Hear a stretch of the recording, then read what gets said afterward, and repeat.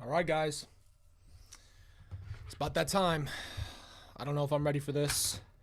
I don't know how you can be ready for this, but we're going to do it.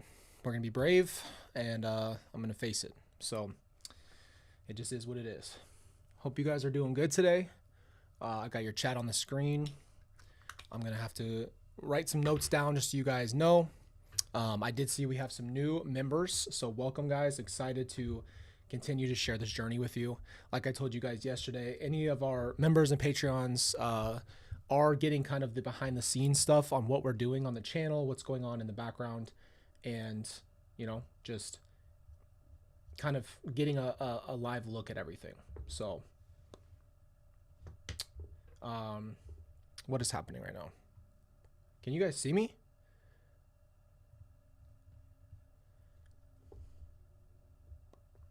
What is going on right now? Hold on one second.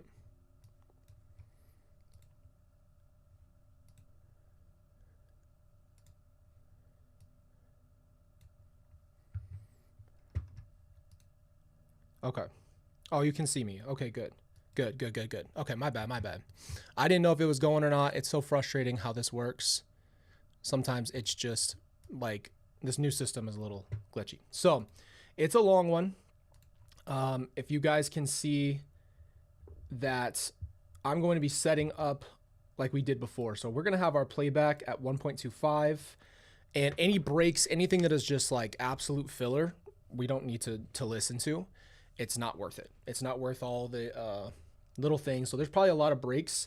As you can see, we're 34 minutes into a 7-hour live, and that means that it's skippable. That's what I'll say. So we don't have to watch every moment of this. We'll skip all the breaks, all that stuff.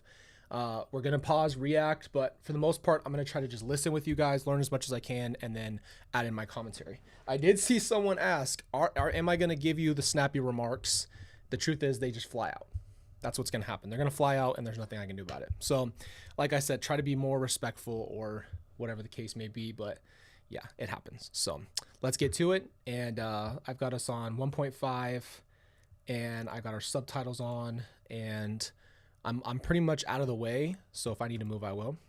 But let's get to it. Live stream broadcast, the court will be continuing on with the proceedings, so there may be gaps in that, but I think our technology is in place that hopefully that won't occur. But just so those listening in understand, if it does come up, we likely will not pause the trial longer than necessary to make that accommodation.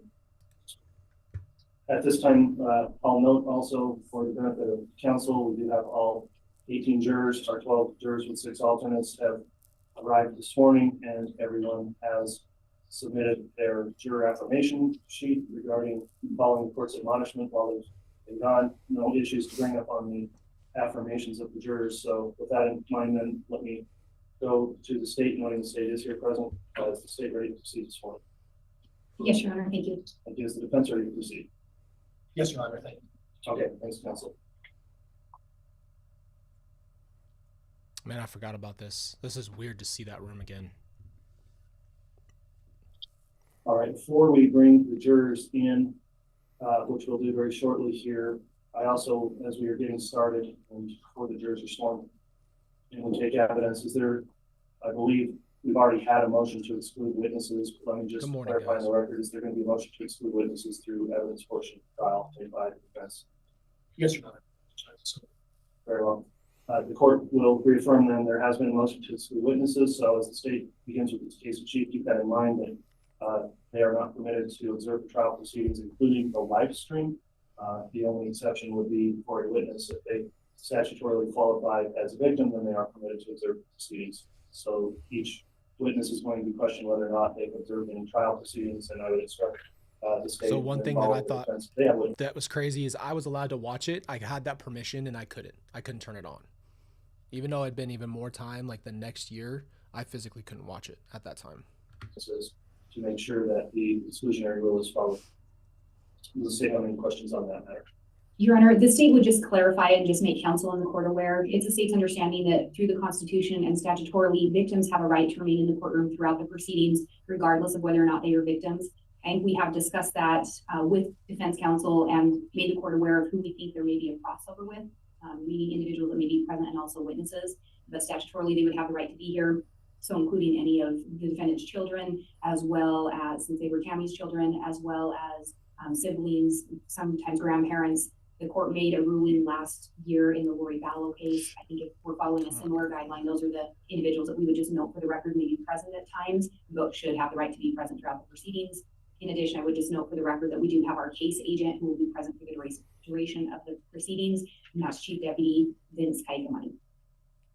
Okay, and the state's permitted their case. Yes, I can turn the the audio up for you guys. So if you need the audio for the court up, let me know. Mods, you can let me know if it's too loud, too quiet. The court agrees they are permitted to see the proceedings, including if they are a witness. We would take up on a witness by witness basis whether or not they fall within the statutory qualifications permitting that. And I know the state's aware of the issue. Right in the way of your guys' captions. Tested as to whether or not they would qualify and later called to testify. Mr. Pryor from the defense, any further comment or questions on the exclusionary ruling?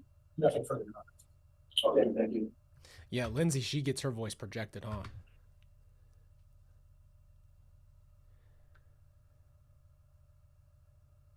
All right, this time then we will have the jurors brought in. Yes, sir.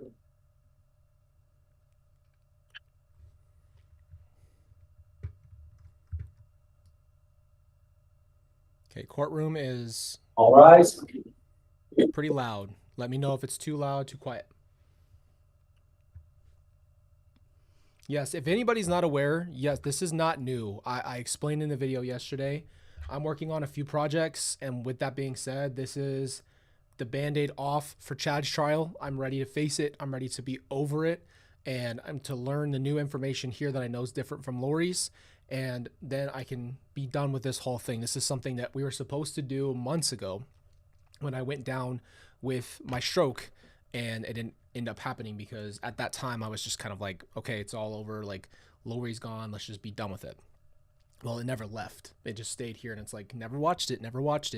And now that I want to work on these projects, I feel like this is a perfect time for me to just dive in, do it all this year, 2025, and kind of just end it, and it will all kind of be over. So if you guys haven't watched it or want to watch it together, that's what we're doing here. I almost stand up every time. Like, I legit, my heart stopped because I'm sitting down and I saw them all standing up. So I said, frick, I got to get up. I'm telling you, it's a real thing. If you've ever been in court, it's just like the second I see them. All right, thank you, Mr. Bale. Please be seated.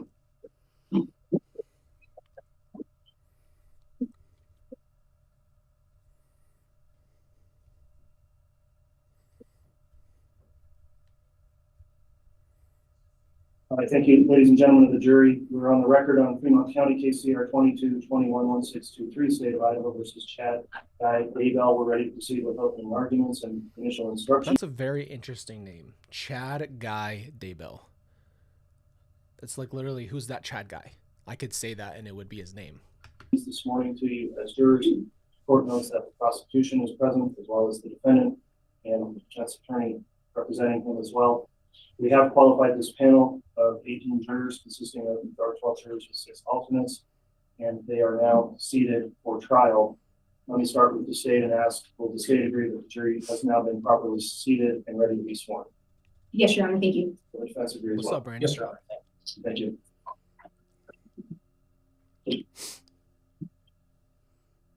All right, ladies and gentlemen of the jury, thank you for returning this morning. You're now seated as jurors in the case before us. As previously been told, I'm Stephen W. Boyce, the District Judge of Fremont County in charge of this courtroom trial. I'll briefly reintroduce you to some of our court personnel assisting here today. Shannon Holstein seated to my right. I'm going to fast forward. Sets forth the charges again. We kind of know this part. Provide the jury with some additional jury instructions. As I read through these, it's somewhat I don't need to hear any of these. things. Deceased and or other co-conspirators, both known and unknown, and did aid and abet its commission, or not being present, advised and encouraged its commission, or by command compelled another to commit the crime, and did so with malice aforethought, and did so willfully, deliberately, and with premeditation, which resulted in the death of a human being, to wit, either killed Higley Ryan and or assist in the killing of Higley Ryan and or did encourage the killing of Tylee Ryan and or did command another to kill Tylee Ryan in violation of Idaho. Count 3, conspiracy to commit first-degree murder and grand theft by deception. The defendants, Chad Guy Daybell and or Lori Noreen Vallow and or Alex Cox, deceased, and or other co-conspirators of known and unknown, on or between the dates of October 26th. I think a lot about how I wish Alex would have had to stand trial. For real. And he got the easy way out. I'm going to say this once because I know it sounds stupid, but it never ceases to amaze me just to hear that he didn't even know my family. He didn't even know Tylee, didn't know JJ, didn't even know Charles, barely knew Lori, and was willing to help unalive every single one of them for his own gain so he could be with a woman. Like, I'm just going to put it out there. There's not one woman on this earth worth doing all that malice for. And if she wants you to, or some guy suggesting that, you're in a bad relationship. So there's a lesson of the day. It's 2018 and continuing until January 15, 2020. Excuse me. In the County of Madison, State of Idaho, and elsewhere, including Fremont County, Idaho, and as part of the continuing criminal transaction and common scheme or plan in Madison and Fremont counties, Idaho, that willfully and knowingly combine, conspire, confederate, and agree to commit murder in the first degree of Joshua Jackson Vallow, hereinafter JJ Vallow, and to commit grand theft by deception. Count 4, first degree murder. The defendant, Chad Guy Daybell, on or between the 8th and 9th day of September 2019 in the County of Madison, State of Idaho, and as part of a common scheme or plan for continuing criminal transactions between Madison and Fremont counties in Idaho, were concerned in the commission of a first degree murder and did aid and abet in its commission, or not being present, advised and encouraged its commission, or by command compelled another to commit the crime, and did so with malice aforethought, and did so willfully, deliberately, and with premeditation, which resulted in the death of a human being. To it, did either kill JJ Vallow and or assist in the killing of JJ Vallow, and or did encourage the killing of JJ Vallow, and or did command another to kill JJ Vallow in violation of Idaho code. Count 5, conspiracy to commit first degree murder. The defendants, Chad Guy Daybell and or Lori Noreen Vallow and or Alex Cox, deceased, and or other co-conspirators of known and unknown, on or between the dates of October 26, 2018, and continuing until January 15, 2020, in the County of Fremont, State of Idaho, and elsewhere, including Madison County, Idaho, and as part of a continuing criminal transaction in common scheme or plan in Fremont and Madison counties, Idaho, did willfully and knowingly combine, conspire, confederate, and agree to commit murder in the first degree of Tammy Daybell, and did combine or conspire to commit murder, and one or more of such persons did enact to effect the object, combination, or conspiracy. Count 6, first degree murder. The defendant, Chad Guy Daybell, on October 18 to 19, 2019, in the County of Fremont, State of Idaho, was concerned in the commission of first degree murder and did aid and abet in its commission, or not being present, advised and encouraged its. By the way, if Brandon is here, Brandon Kuhn, yes, I'm wearing pants. Commission, or by command, compelled another to commit the crime, and did so with malice aforethought, and did so willfully, deliberately, and with premeditation, which resulted in the death of a human being. To wit, did either kill Tammy Daybell and or assist in the killing of Tammy Daybell, and or did encourage the killing of Tammy Daybell, and or did command another to kill Tammy Daybell in violation of Idaho code. Count 7, insurance fraud. The defendant, Chad Guy Daybell, on or about October 19, 2019. I know you're gonna say anything I'm dumb, but this is crazy. This is a lot of crimes. Like, I guess because now I've done so much more research on other cases and listened to people get sentenced for certain things, this is crazy how many things they actually have on the table for them.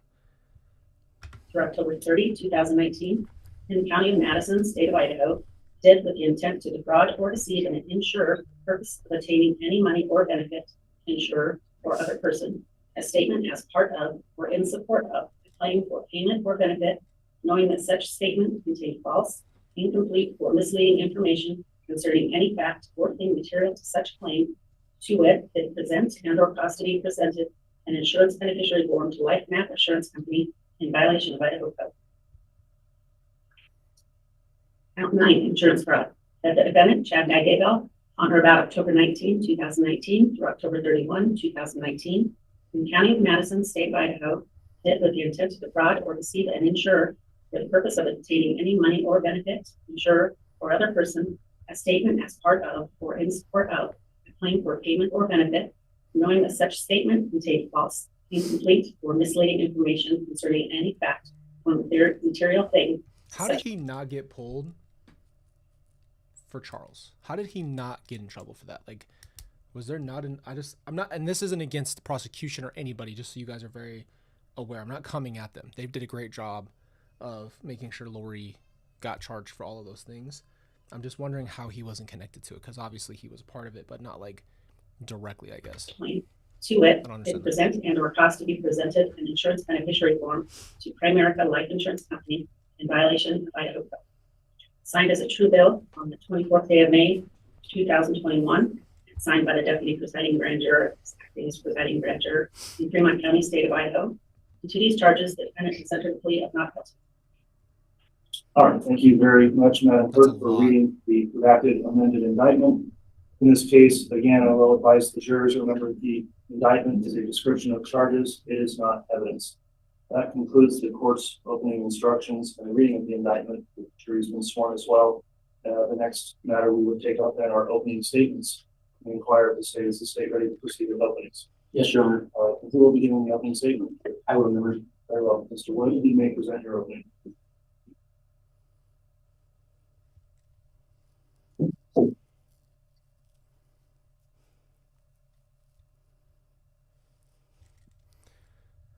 I absolutely love Rob, but I will always forever in my mind think about the whisper that we all think said when he said, "I have to poop." I don't know if that's what he said, but that was one of my favorite moments. Now I can't stop thinking about that. Your Honor, may I inquire, is there a hand mic so that I may address the jury? I think we do have one. Might take us a moment to get it over to you. And then I do have a PowerPoint attached. All right.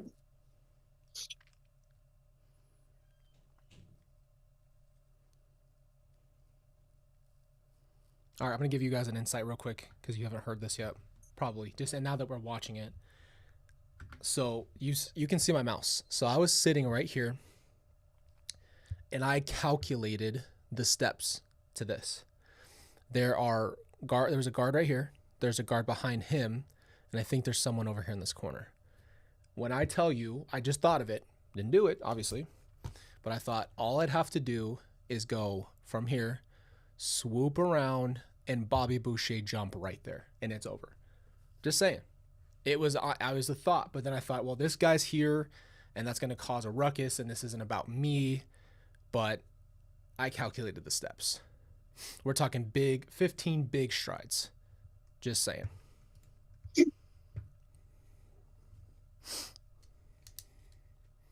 May I proceed your phone? Yes, it's for that HDMI.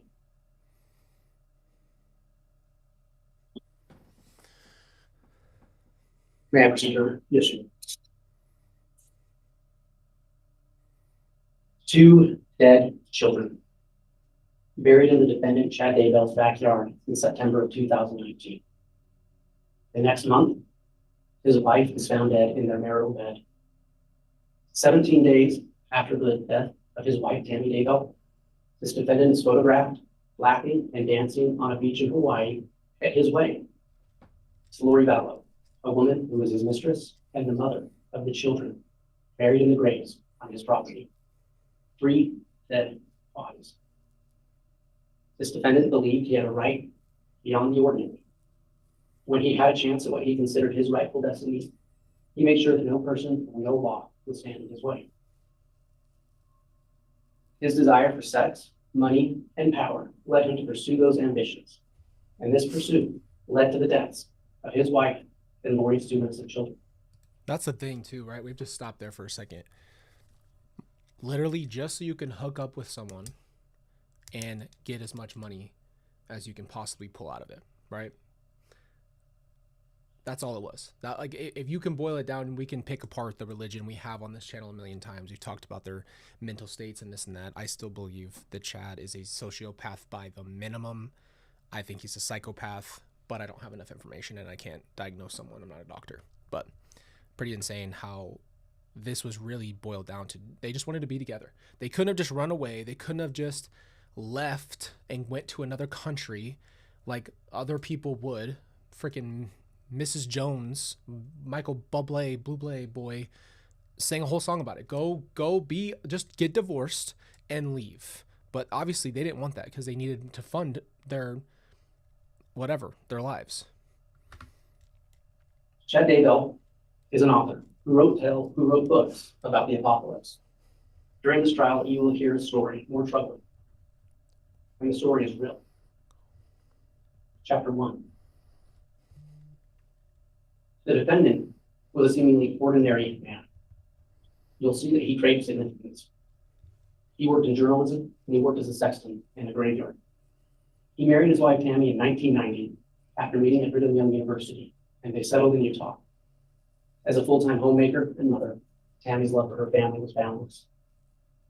Together, Tammy and the defendant started a small publishing company, which Tammy supported in many ways. They had 5 children together. They moved to Idaho, where Tammy became a beloved school librarian. She was devoted to service, her community, and her faith. But for this defendant, that ordinary existence was not enough. Chapter 2. Lori Vallow was a homemaker from Arizona. More like a home wrecker. Your Honor, this mic just... Sorry, Mr. Let's see if we get a replacement mic. I got it working now. Okay, I noticed that the PowerPoint is not up. yeah, look, I think your mic's off again. Okay, I didn't turn it off this time, so We might have a bad battery.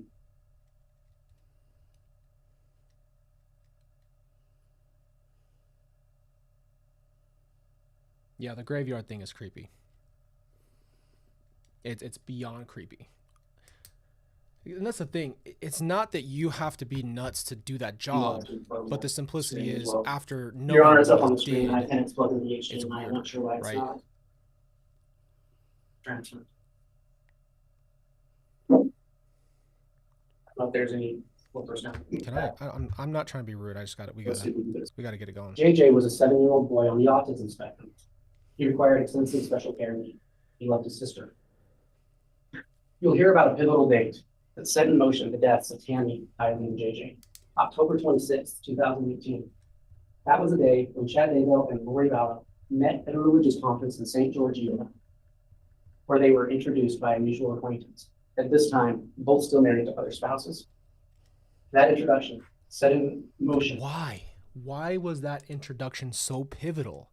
Like, how did it get so deep from just meeting? I don't understand it. The reality you're going to hear about.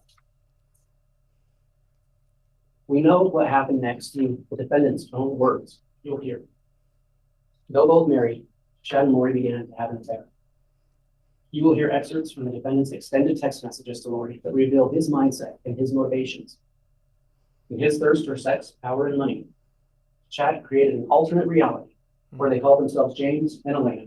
I don't want Names to that hear that. Chad and Lori were from past lives they had lived together. No, Chad. No, Elena. No, none of that bullshinola. Hell no, I'm not listening to that. I'll The skip it. defendant's text messages reveal their story of lust and their plan for a future together. Chad Daybell wrote that upon meeting Lori Vallow, he experienced a happiness unmatched by anything else in his 50 years. He was captivated by her appearance, so much so he said she was out of his league. You will hear evidence in his own words, how he was taken by her beauty and spoke about their sexual encounters on many occasions. No, I don't want to hear it. More than anything else, Chad's obsession with Lori was rooted in her adoration for him. She was the mirror reflecting the grandeur he saw in himself. He called her an exalted goddess. He told her in writing that she had returned to Earth to perform a special mission. Part of that mission included being with him. They soon came together and turned their dreams into a plan for the future. One free from what they called obstacles, and those obstacles were Tylee, JJ, and Tammy. Chapter 3. You'll hear that in the world that Chad and Lori planned for themselves, they identified those who stood in the way of their dream as dark. Their spouses, Lori's own children, and any who oppose them were labeled sometimes as dark spirits or even zombies. This was more than an alleged belief of frightening labor. The evidence will show that it was a convenient narrative that dehumanized people who stood in their way and who were labeled as And obstacles. he's snapping off. This narrative gave them the pretext to remove people from this world for their own good. Chad and Lori preached that only through spiritual intervention, what they sometimes call casting, sometimes through burning, or even through death, that these dark spirits be cleansed. Enter Alex Cox, Lori's devoted brother. Chad and Lori manipulated Alex with promises of spiritual rewards. They wielded their influence over Alex, drawing him into their plotting and planning of their own future. After the deaths of Tyler A J. literal pawn. He was as much of a pawn as you could ever have as a pawn. Someone who's dumb enough to execute, well, that sounds like a horrible word, but it's true, execute the plan of doing anything you ask with the promises of spiritual reward. This is almost reminds me of like if you convince someone to put a chest, I don't want to say it because YouTube, and then they're willing to unalive themselves in a group because they think that there's a spiritual blessing on the other side of doing that. And that's the point. It gets people to do radical things because that idea that if you do that radical thing, the spiritual reward is so high. We already talked about this. They preyed on Alex Cox and his deep insecurity in his life and how he always felt like the dirty, horrible person, and they knew exactly where to press. So you have to see Chad and Lori manipulated each other. It was crazy. But the end of the day, all the manipulation also came from their pressure points. Lori knew what Chad wanted. Chad knew what Lori wanted, and they both knew what Alex wanted. And Tammy. Chad Daybell gave Alex a blessing. This blessing was reported by Lori, who was present. And in that blessing, he said to Alex, "You have earned the privilege to be a member of their exclusive religious group." Woombi Zoomadumadi. If we hear it, I have to hear it. And he also said to him, "You have already assisted us in ways that can never be repaid." But you will also see other text messages. Chad and Lori discussed more earthly concerns, that Alex could be the one to implicate them. Alex knew this as well. Shortly before he died, on December 12th, 2019, he told his wife, Zulana Pastenis, who you will hear from, he was afraid he was going to see Chad and Lori's fall back. Chapter 4. Once their calculated plan was devised, it only took months to execute and remove perceived obstacles in Chad Daybell's path to a new life. Wow. Charles Vallow, Lori's husband, who was labeled as dark by the defendant, was shot and killed by Alex Cox in Arizona. See, Lori's this is why this is so interesting too, guys, is remember how we couldn't listen to everything in Arizona. And so all of this was cut out. And I thought that was so frustrating because the full picture needs to be explained. gained $1 million, money that could fund Chad and Lori's future. Yet following Charles's death, Lori Vallow awaited a $1 million life insurance payout that never came, only to learn that the beneficiary was no longer her. Upon learning she would not receive that insurance money, Lori would text Chad, "I'll still get the $4,000 a month from SS, meaning Social Security." Chad replied to her in a text that read, "It will be interesting to see if it got changed after he had 2 bullets in his chest." Yeah, you're a little slug. Higley Ryan. Oh, told you I'm going to be careful. I'm not going to do it. I'm close. Also branded dark and a zombie, was last seen on September 8th, 2019. Subsequent investigations revealed the horrifying truth. Her remains, charred and dismembered, were found in a grave on Chad Daybell's property. Without Charles's $1 million in insurance money to support them, Lori Vallow continued to illegally receive Tylee's Social Security benefits, provided after the death of Tylee's biological father, who had been Lori's third husband. According to this defendant, J.J. Vallow, Lori's son, was also possessed. After he was labeled as a dark entity, his fate was no less tragic than his sister's. His young life was also claimed. Later, his bound body was discovered buried in Chad's backyard, his death by suffocation. Yet while JJ was missing, Lori continued to illegally receive JJ's Social Security benefit, money provided by Charles Vallow's dad. Tammy Daybell, a vivacious, healthy mother, was another individual labeled as a dark spirit to be removed. On October 9th of 2019, she reported being shot at night near her home by a man covered in black. She thought it was a paintball gun. On October 19th, 10 days later, she died in her own home with her husband present. This was soon after an increase in the value of her life insurance to more than $400,000. How is that not the most suspicious thing you've ever heard?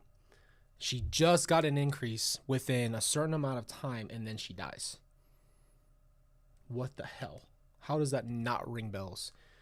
I know it's very different. We talked about this before. I cannot say this word. Judicial system is very different than how we go about things. Obviously, we're more like Liam Neeson, kick the door in with a freaking pistol and get the bad guy. But I understand they have a very different process, but that's just insane.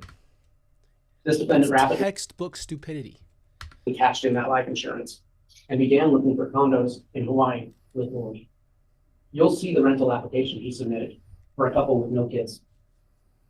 Medical examiners would later determine that the only reasonable explanation for Tammy's death was not of natural causes, but rather a homicide. In fact, you will hear from multiple witnesses that Chad predicted multiple times that Tammy would die of a broken back. Chapter 5. 17 days after his wife's death, Chad Daybell and Lori Vallow got married and celebrated on a beach in Hawaii, symbolizing what he called their eternal union. Chad and Lori were preparing their wedding well before Tammy's death. Lori was shopping for wedding rings while Tammy was still alive. Now, without the earthly obstacles of spouses and young children, and with Tammy's insurance policy and the children's social security funds, they could live the life that Chad and Lori wanted. How long did they think that was going to last? Like, there has to be such a tunnel vision because they know that God's not there. Because Chad knows he's making it up. So I'm thinking to myself, okay, you get the insurance money. That's different because it's a payout. But if you're collecting that money, did you think that forever the kids' money would come in? I'll never understand it. I'll never, ever, ever understand Who's it. going to stand in their way? Chapter 6. Unfortunately for this defendant, reality soon shattered their bliss. Two things led law enforcement to his and Lori's door. On October 2nd, 2019, Lori Vallow's nephew-in-law, a man named Brandon Boudreaux, was shot at in Arizona by someone from what he believed was Tyler's Jeep. Law enforcement in Arizona investigating Brandon's shooting contacted law enforcement in Fremont County, Idaho, to look for Alex Cox and for Tyler's Jeep. And you'll hear that that Jeep was later found in Rexford, Idaho, in Madison County. Meanwhile, J.J. Vallow's grandmother, concerned that she hadn't seen or heard from him in months, asked police for help. The police followed up and located Lori in Rexford, Idaho, where the police did a welfare check at Lori's apartment. Law enforcement arrived at Lori's door on November 26, 2019. When asked about Lori, Chad first told law enforcement he didn't know her very well, despite the fact that they were married and had been in a relationship for over a year. Sometimes just the fact to check it is so stupid. Come up. Do you know Lori Val? Yeah, I don't know her very well. She's just hanging around, and I just don't have her number, and she's hanging around. Lies by Lori to police about JJ and Tyler's whereabouts, So and then a stupid. move to Hawaii. And Lori's unwillingness to present her children to law enforcement to prove their well-being led to her arrest and extradition. As Lori refused to produce her children, law enforcement continued their search for Tyler and JJ. During that search, they located a unique text message that this defendant, Chad Daybell, had sent to his wife, Tammy, on September 9th, 2019, which was the day after Tyler Bryant's last known appearance. You'll hear from the FBI agent who found that message, but this message seemed longer than his usual text to Tammy, and it had a more conversational tone. In that text, Chad claimed he had an interesting warning that he'd shot a raccoon, that he'd buried it in what they call the pet cemetery, and that he'd had a fire on the property where he burned some wood debris. When law enforcement finally went to the defendant's property the following June, they didn't find a raccoon. They found Tyler's burnt remains were buried in the pet cemetery. And they found JJ nearby, buried under a tree near a pond. Ladies and gentlemen, you've been told this would be a lengthy trial. You will hear from many witnesses. You will hear a lot of evidence. You're going to hear a lot of dates. The following is just a timeline of major events to help understand when these things took place. October 26, 2018, Chad and Lori meet in St. George, Utah. July 11, 2019, Charles Vallow, Lori's husband, shot and killed by Alex Cox. That is so fast. That is really fast to have all of this happen at an accelerated rate. Between August 31st and September 1st, Lori, Alex Cox, and Tyler and JJ moved to Rexburg, Idaho, just a few miles south of the defendant's home. Tyler's last known sighting was September 8, 2019. The text I just spoke of about the raccoon was sent by the defendant to his wife September 9, 2019. JJ's last known sighting you'll hear about September 22nd. The attempted homicide of Brandon Boudreaux in Arizona was October 2nd. The shooting I mentioned of Tammy, the shooting at her, the unsuccessful shooting, October 9th, 2019. Tammy's death, October 19th, 2019. 17 days later, Chad and Lori married in Hawaii.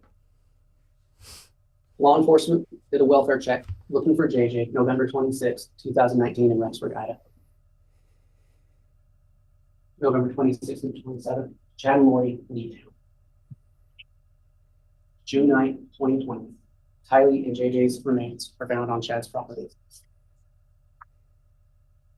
As I said, you're going to hear a lot of evidence from a lot of witnesses. And there's going to be kind of different groups of evidence you're going to hear from. You'll hear from law enforcement, some of whom will give you a broad overview of the investigation and what they did, how the search for Tylee and JJ turned to a case of murder. You'll hear how it began by people who knew Lori and Chad, the James and Elena. You'll hear about the James and Elena story and about their relationship with each other and how they pursued their dream, their plan for a life together. You'll hear in the defendant's own words, people referred to as obstacles, how they need to be gotten rid of. You're going to hear financial evidence. You'll hear from an FBI forensic accountant and a detective, a Social Security administrative investigator who will talk about the finances involved in this case. You'll hear more from law enforcement. Do you know what one thing I have to say? I know all of this from our last trial. Not every single detail, but to know, I think we did videos on the channel about are they psychopaths, and the thing that a sociopath has they have no realistic view of the future. So meaning like they live in the moment in kind of the bad way, in a sense, like where they do something and they don't even think about the consequences. And that's all I think sometimes when I hear this is you do all of this horrendous stuff. You do it to your own family, right? Your own children, your own wife, your own husband. You don't care at all. And you think you're just going to run away. There must have been not any thought of what could happen next. There must have been zero anything other than a plan to just get away from Rexburg and go be in paradise. Because you'll run out of money. Like, there was no practical thinking at all, obviously. So I don't know what to make of that mentally for both of them. Law enforcement agencies, the Rexburg Police, the Fremont County Sheriff's Department, the FBI, Social Security Administration, about the investigation into these crimes. You will see forensic evidence. You'll see DNA testing to identify the body of Tylee. You'll see DNA testing that showed DNA from Tylee was found on at least 2 tools in the defendant's shed. You'll hear digital evidence dealing with geolocation data tied to certain phones that were used in this case. You'll hear from Hawaii law enforcement about searches they performed in Hawaii on the defendant and his wife. And finally, you will hear many of this defendant's own words. You will hear voice recordings of this defendant. You'll hear, recorded phone calls between him and his wife, Lori Daybell. You'll read multiple texts that he and Lori sent back. Another text he sent.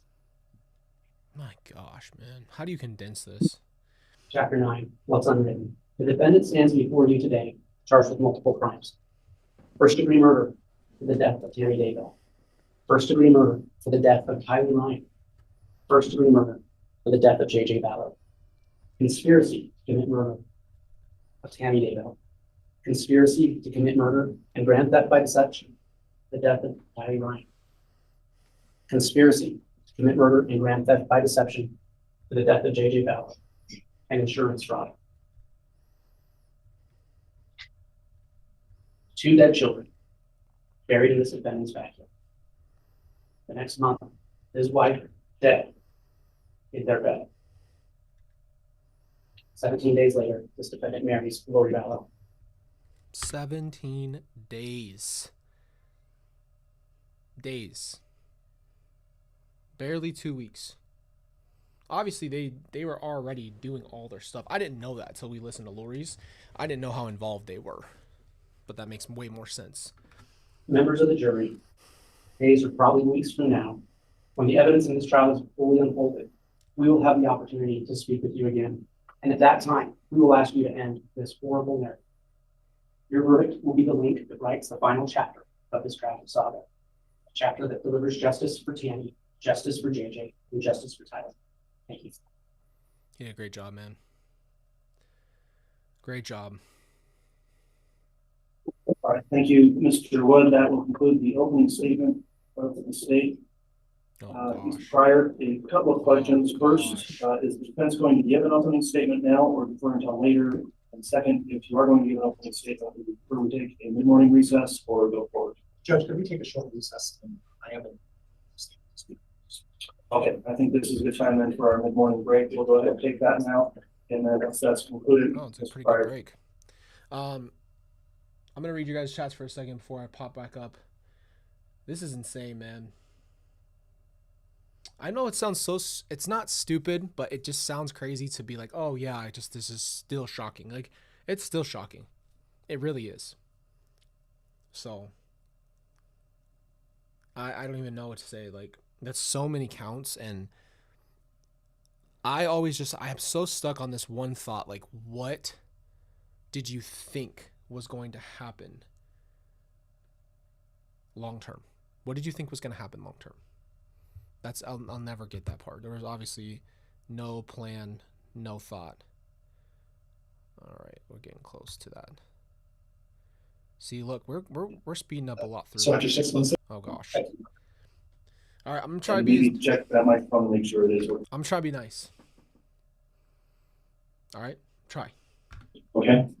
You see me just tight-lipped? It's because I'm not. Good morning, ladies and gentlemen. As an introduction, I'm John Pryor. I'm the defense attorney for Mr. Daybell, and I'm from Meridian, Idaho. I'm an attorney from Meridian, Idaho. We're here on the west side of the state. I want to talk to you a little bit today, and at my age, video presentations are not something that would come easy to me. So I'm just going to talk to you a little bit about my view of the case and the facts and evidence. And what's important are facts and evidence. I think that when we went through the jury selection process, we talked about facts and we talked about evidence. And the judge gave you an instruction and talked to you a little bit about you take into consideration the facts of this case and not be distracted by other things. Don't be distracted by speculation. Don't be distracted by guesses or assumptions or hunches. It all comes down to facts and evidence. So I'm going to talk to you a little bit about the facts and evidence in this case. Chad Daybell, and I'm learning this, and I've had some time to learn about this because it didn't come natural to me. But Chad Daybell went on what's called a mission early on in his life. And I guess what a mission is, and I'm not familiar with that, but I guess what a mission is they go away to a location and they talk to people about their religious beliefs. And Chad's faith, that was important as part of his faith. And when they return from these missions, they start the process of moving on with their lives. And when Chad got back from doing his mission in New Jersey, he met Tammy Daybell. Another fact that I discovered, and you'll hear a little bit about, is that Chad had an extended engagement, had an extended by his faith standards romance before they got married. Chad and Tammy dated for approximately 6 months. And what I understand is by their nature, 6 months is an extended dating process before you end up getting married. Yeah, you already lost me. Not funny, not entertaining, and get to the point. So after 6 months, they got married. They were married in Utah and proceeded then to have children. They have 5 children, now all 5 adult children. At some point, they moved back here to Idaho, or moved to Idaho, and they started a small publishing company. And you'll hear testimony that the publishing company was predominantly run by Tammy. Tammy managed it. Tammy was the brains behind the company. And Tammy basically took the reins and did everything that was necessary to move this publishing company. It was a small publishing company, a very small publishing company. And what they did is basically published books. Chad would write these books, and he would write these books about his religious experiences. In his faith, he had certain beliefs, faith that he practiced. When he went on his mission, when he, read his interpretation of the books that he used for his faith. It's so vague because he's trying not to offend people, or he's trying to be neutral. He read these books, and these books, his interpretation of this book that he reads for his faith, it's like so vague. Like if I was sitting here, I couldn't follow this because it's so vague. Started writing books about things that were consistent with his faith. Things like premonitions. We've all heard of premonitions, about being able to predict things, about being able to see maybe when things happen. And some people believe in that, some people don't. Some people have personally experienced that, or I've been here before. But he writes about his premonitions. He writes about good and evil, and what it means to be good, and what it means to be evil. He writes about dark and light. He writes about subjects that are a little darker, like death, and maybe the coming of the end of things, and when his savior in his mind is going to come back, and maybe there'll be some kind of redemption of some sort. But his books covered a lot of subjects like that, and they were all based on fiction. In other words, he was writing these books about theories and things that came into his head, and he would write these stories. But he also wrote children's books, and he wrote books for teenagers, and he wrote these books about adventures and then some crazy ideas about things that kids and teenagers get involved in. What? I'm having a hard time following you, brother. In about October of 2018, Chad was going out, and he was invited by one of the witnesses that you'll hear in this case to speak about his books. And this was not uncommon. He would travel, and he would be asked to say, well, come and talk about some of the things that you believe in. You talked about these premonitions, life experiences. You're going to hear testimony about that. And he was invited on one particular occasion in late October.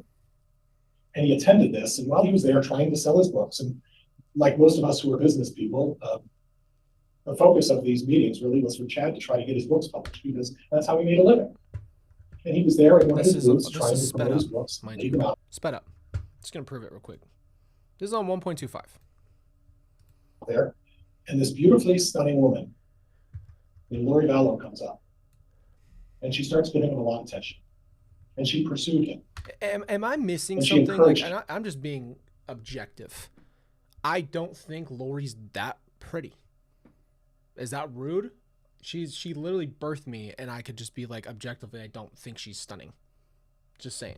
Yeah. You'll hear testimony that she went so far as to grab behind the booth and sort of help him in trying to sell some of his books. She obviously had an interest, and maybe she felt that he was this publisher, or maybe she had an opinion. You'll hear testimony about that. And then after the seminar, there was a length of time where there was no contact between the two of them, month and a half, 2 months. And during that time, Chad Daybell went on his day-to-day life. He'd been married to Tammy for some 29 years, has no remarkable background of any kind. I think the testimony we'll offer will show he had a speeding ticket in 2005. But Lori Vallow was a different story. Oh, this is the shift. So this is where we need to stop, because now that we have so much hindsight now with all of this, and we have so much information, this is where Lori told either Keith or Nate or both that they called her and told her supposedly that they're going to throw her under the bus. That was the strategy, right? That was the idea, is that they knew she was going to be the one that they blamed just to save him. Lori Vallow was someone who, right out of high school, married her first husband. You hear testimony about this. That marriage was very short-lived, very short-lived. She then married husband number 2 a few years later. And again, very short-lived marriage. And there's some testimony indication that there was some problems with the marriage that caused the breakup. But the theme seems to be that Lori's brother Alex, and you're going to hear about Alex Cox. Alex Cox was Lori's protector. Alex Cox would do anything and everything to protect, aid, and assist Lori Vallow in whatever her endeavors, without unbridled question, anything. And if Alex Cox even perceived that there was a problem, Alex Cox reacted. You're going to hear testimony that in 2007, I believe it was in August of 2007, Lori Vallow had finished up going through her third marriage with Joseph Ryan. It was a tumultuous, you'll hear testimony that it was a tumultuous marriage. All right. A I'll give terrible you the marriage. chat on that Lori side so you Vallow can made see it. accusations against Joseph Ryan of abusing their child, Higley. Yes, the same time. And during one of the visits of 2007, folks, I want to tell you, you're going to hear testimony that in 2007, Chad Daybell didn't even know Lori Vallow existed. But Alex Cox, after one of the exchanges in the visitations with Higley, Alex Cox approached Joseph Ryan and shot him with a taser and assaulted him. Was eventually charged with aggravated assault, was eventually put in jail, and had this on his record. And there was representation, the facts would suggest that at the time Joseph Ryan feared for his life. This was a serious situation. But it set the pattern for what we're dealing with Alex Cox. Whenever there was a problem or a threat to Lori Vallow, you'll hear testimony that Alex Cox came to the rescue. But Alex Cox would run without even question, do whatever was necessary to solve Lori Vallow's problems. We're going to fast forward then to 2019. Lori Vallow is still married to Charles Vallow. And the prosecuting attorney mentioned this. Yes, Chad Daybell at that point, coming in January, February, started to have communications with Lori Vallow. And yes, folks, it turned into an inappropriate relationship. 2019 forward. And yes, he was engaging in discussions. He was engaging in contact with her, all of the things that the prosecutor talked about in terms of a relationship. So he did that part, but nothing else, right? But subsequent to the seriousness of this relationship getting rolling, Alex Cox was at a visitation in 2019 with Charles Vallow. And Lori Vallow was there. Tiny Ryan was there. JJ was there. They were all present. And during that altercation and that supposed visit, much like with Joseph Ryan, Alex Cox took out a gun and shot Charles Vallow.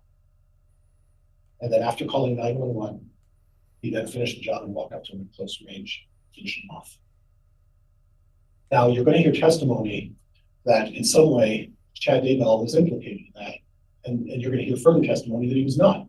You're going to hear testimony and see documentation that suggests that the prosecuting attorney on review of this indicated that there was no likelihood of conviction of Chad Daybell. You'll hear testimony that Chad Daybell had nothing to do with the execution by Alex Cox, Charles Vallow. And the same for Brandon Boudreaux. You will hear that Chad Daybell is not being pursued for any involvement in the Brandon Boudreaux attempted murder. Those occurred, and those are separate, as well as the Charles Vallow. So what we have is we have a situation where someone who's 29 years old, Chad Daybell, 29 years of marriage with Tammy Daybell, no 29 years old? I'm issues in 29 his years life. old, dummy. And then Lori Vallow comes into the picture, Miss Texas. You'll hear testimony about this beautiful, vivacious woman, very sexual person, and very manipulative. What the f? And she knows how to get what she wants.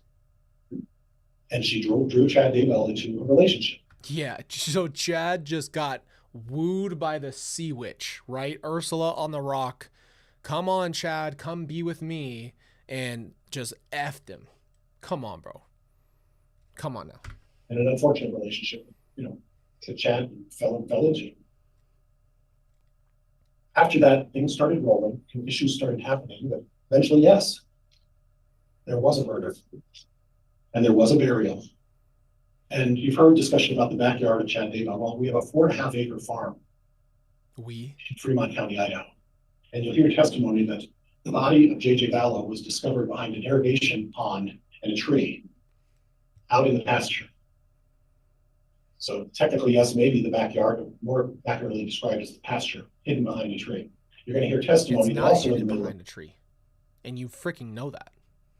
of this pasture was a raspberry patch, former raspberry patch, that was then turned into a place for them to bury the cats, the dogs, and all of the animals on the farm. Okay? Again, out in the pasture of the field and not the backyard. You'll hear testimony about that. You're going to hear from 4 experts that I'm going to bring forward. No, I knew Pryor threw her under the bus. It's how he's framing it to be not Chad at all. Obviously, he's a defense attorney, and their entire job is to get their client to not be in trouble. But I'm just saying. Experts. The first one is going to be Dr. Greg Hempikian. And Dr. Hempikian is a bit of a notable local from Boise State University. And Dr. Hempenkian is a DNA expert, considered one of the best DNA experts. He's been involved and has significant work that he's done on both the defense and for the prosecution. He was involved and led the team with Amanda Knox in Italy that got her exonerated because of the DNA evidence. He has substantial experience. And anybody or anyone who knows anything about DNA goes to Dr. Hempenkian first, because he is the guy. And Dr. Hempenkian is going to talk a little bit about the DNA evidence that's found on the scene.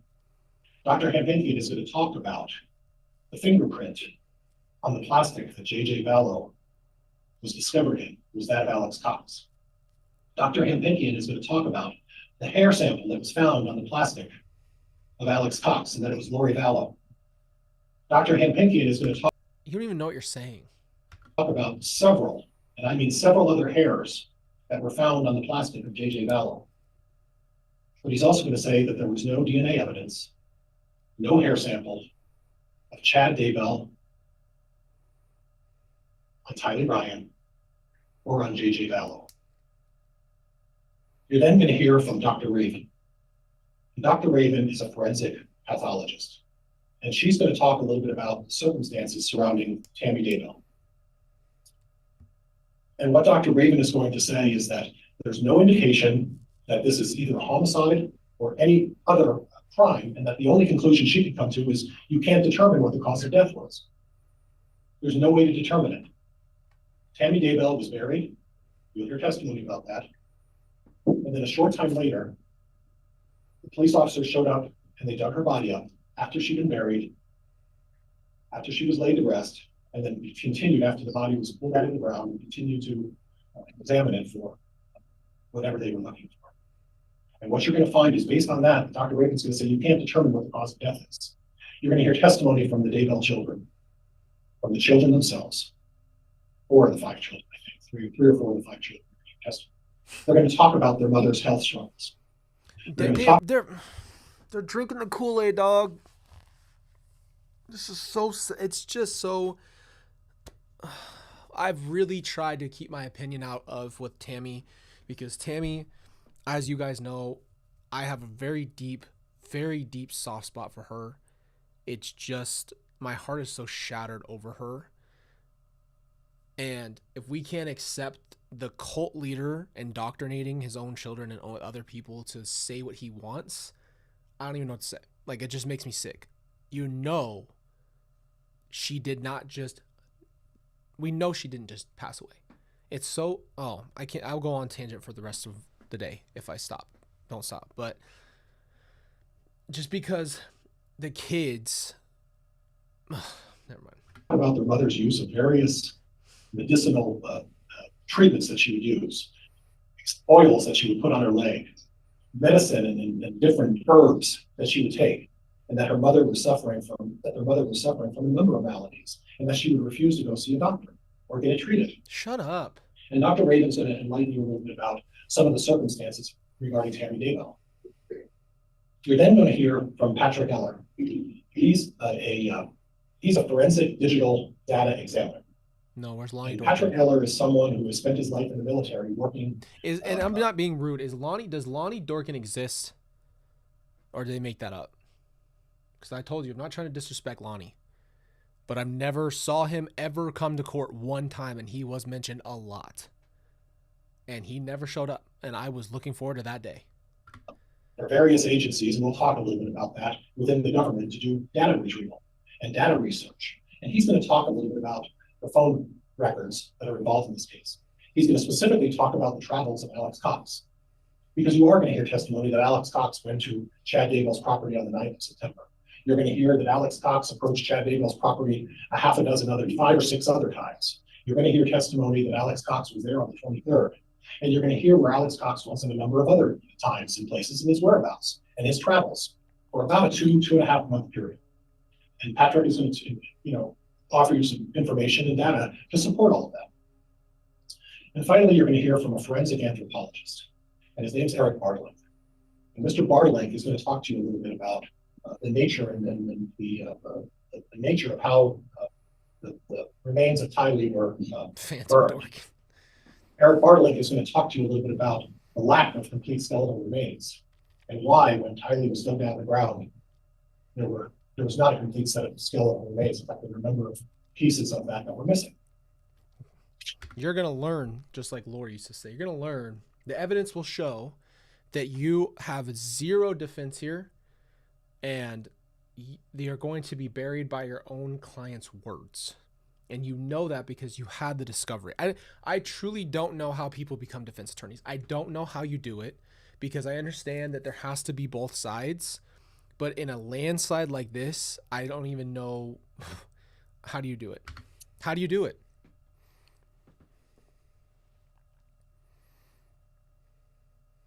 You're going to hear a lot of evidence, and the judge has talked to us a little bit about not making a decision until you hear all of the evidence. And there's a specific jury instruction that talks about that. The jury instruction is, consider all the evidence.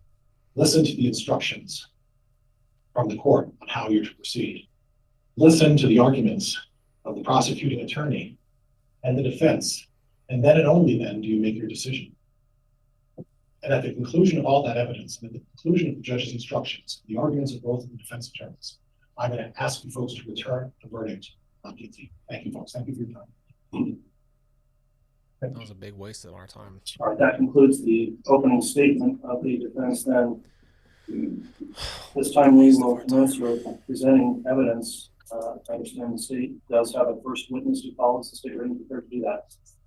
Wow. Your Honor, the state is prepared. We had spoken with your clerk earlier. We thought we were going to have a brief sidebar. Well, let's discuss our schedule and put it inside. See, we can skip all this. That's what's great about it. Harold. Oh, crap. Oh, it's Ray. Oh, my gosh. Oh, shit. Okay. Let's just get it done. Let's just get it over with.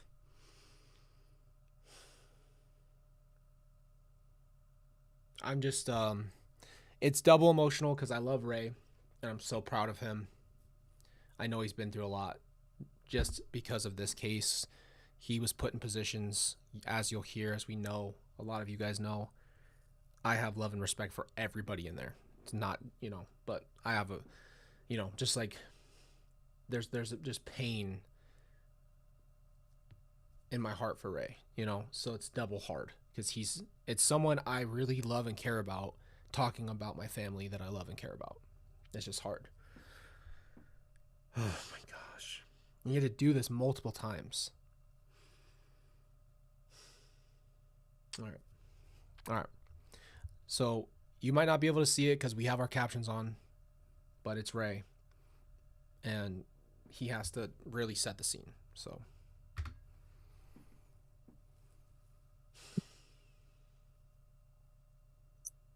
All right. Sir, as you testify, just remember to make an audible response to anything or any questions, so that the record stays clear and try to avoid speaking over the top of anyone questioning you. That in mind, then, what would you like to inquire in that? Thank you, Your Honor. Officer, will you state your name and spell your last name for the record? Ray Hermosillo, Hermosillo. Is that on? Your Honor, is that microphone on? I'm not sure. We're having a lot of mic issues here, huh?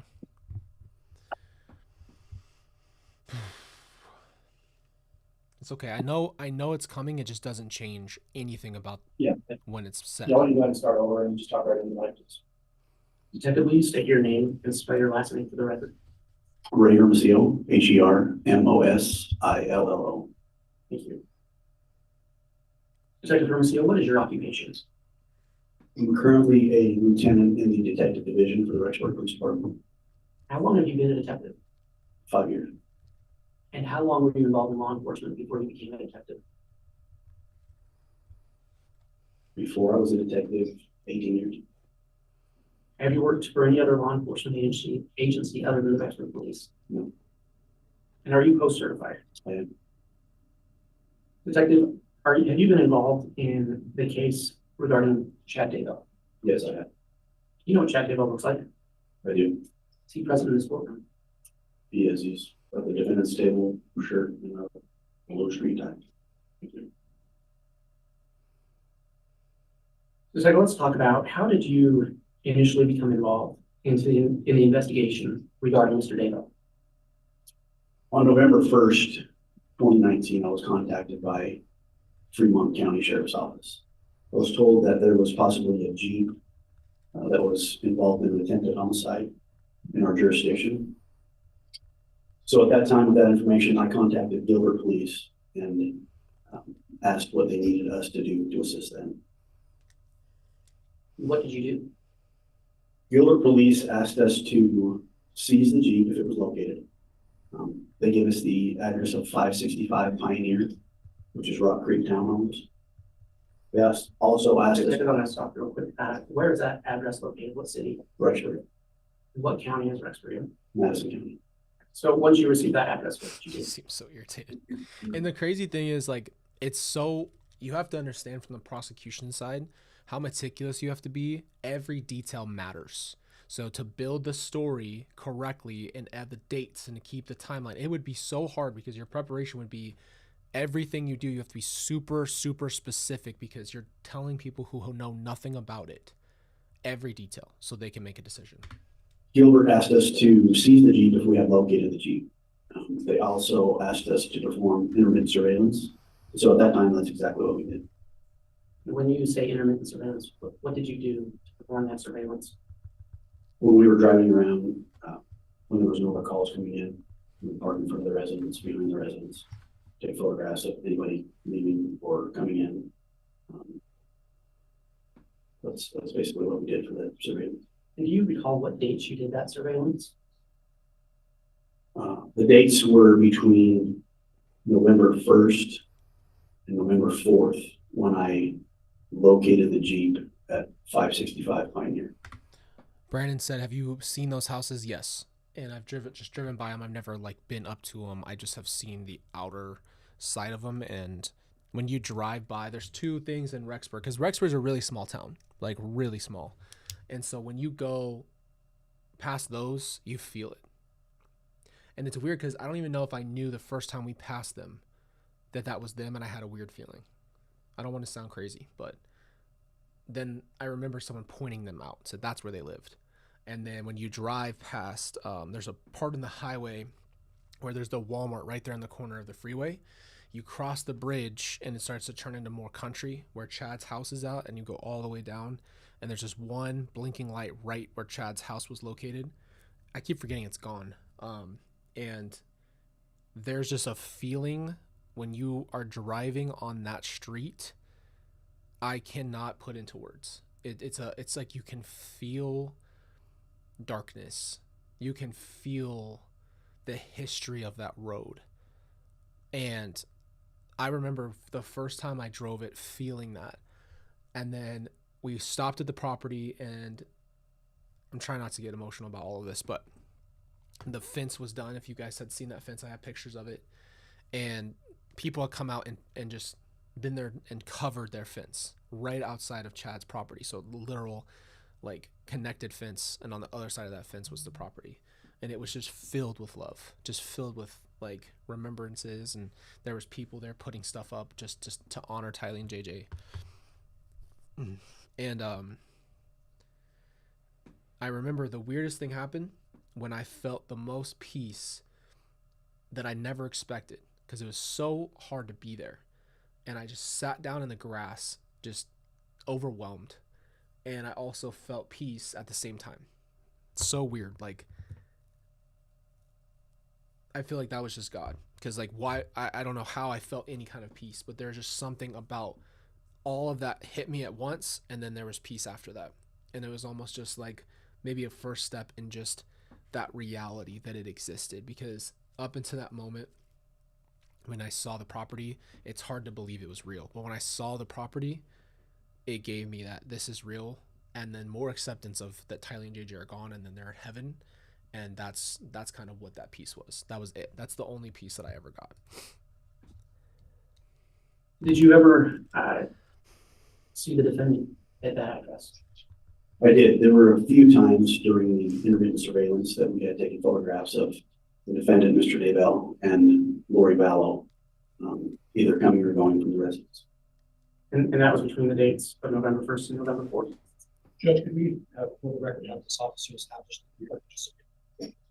I'm sorry, 2019. So Right, and when you talked about seeing Mr. Daybell, was that between those dates of November 1st and November 4th, 2019? That's correct. And your primary job was to look for a Jeep, is that accurate? Yes, that's right. Your Honor, I'm going to ask that the witness be handed what's been marked, the State's Exhibit 90. Very well, the court has a courtesy copy in counsel as well.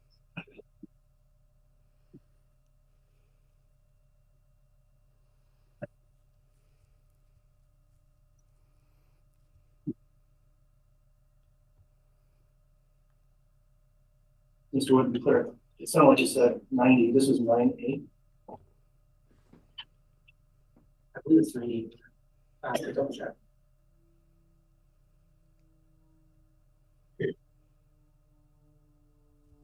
I just see the exhibit, so I can confirm my list. It's okay. You're correct, Your Honor, 9A. Thank you. And that would be exhibits 98 through 90.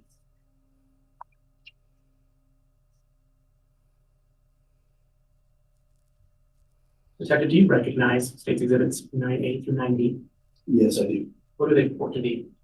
That is the Jeep that I had seized, parked in the parking lot just outside of 565. And were these pictures taken at the location of 565 Pioneer? No, these photographs are taken at our in-town lot at the police department. Did you take these pictures? I did not. But do you recognize these images as true and accurate representations of the Jeep you seized from 565 Pioneer Drive? Yes. Your Honor, I'd ask the State's Exhibits 9A through D be entered into evidence. The objection from the defense. Judge, I'd like to move on to your immediate action on the foundation. All right, you can go there or ask foundational questions, Mr. Pryor. Officer Hermosillo, thank you. You mentioned that you were doing surveillance on the Jeep, is that correct? That's correct. Did you have an occasion to get close to the Jeep during that surveillance? We hadn't located the Jeep during that surveillance. I located the Jeep on November 4th, 2019, and that's when I had it inbound. Okay, and at the time of being impounded, did you have the occasion to go through the Jeep and observe the Jeep enter, or were you relying just on the photographs taken of the Jeep? Do you understand my question? No, sir. You I'll repeat it. rephrase that. Did you have a personal occasion to go through the inside of that Jeep and observe the contents within the Jeep? Your Honor, I think that goes beyond the scope of this specific exhibit. I guess the issue, Mr. Wood, is he indicated he did not take these photographs, and some of the exhibits also contain photographs of the interior of the Jeep, so it's proper for dire negative objection. May I continue, Judge? Yes. Officer, all I'm trying to establish is I don't want you to be able to testify that someone else took the pictures and this is what they found. I want you to be able, you're authenticating and you're under oath to swear that these are accurate photos. I'm trying to find out if that knowledge is based on your personal experience, or is it simply based on the fact that you're relying on somebody else who told you this is what we found? So that's what I'd like you to clarify for me, if you would, sir. Sure. I impounded the Jeep. I was standing next to the officer taking the photographs, and I also went through the Jeep personally. Okay, I withdraw the objection. Thank you, officer. All right, exhibits 9A through D are admitted. Thank you. May I apologize to the jury? You may have a quick sidebar with counsel. Is it like a reporter? No. We're going to do a quick skip. All right, Mr. Wood, if you'd like to proceed with publishing the court's instructions there on the sidebar, then you may publish any or all of the photos. Thank you, Your Honor. If I could have access to the element. What is wrong with that screen? Why is it like clocked out like that? You see that? Is that me?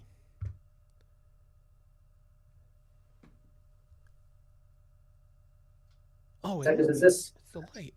That's what you saw in State's Exhibit A? I was like, what the frick? Yes, Is this the Jeep that you had been assigned to do surveillance for? that's right. Did you ever learn who this Jeep belonged to? I did. Who did it belong to? It was registered to Charles Vallow, but we later determined that Colby Ryan drove that Jeep. Detective, this is State's Exhibit 9B. Is this that same Jeep? Yes. That's all I'm going to publish now. All right, thank you.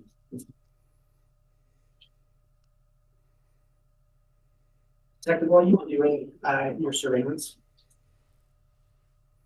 you testified that you had occasion to see the defendant, Gloria Vallow. Did you ever see children with her? No, we didn't. Did you ever see anybody else with them? No. That's good.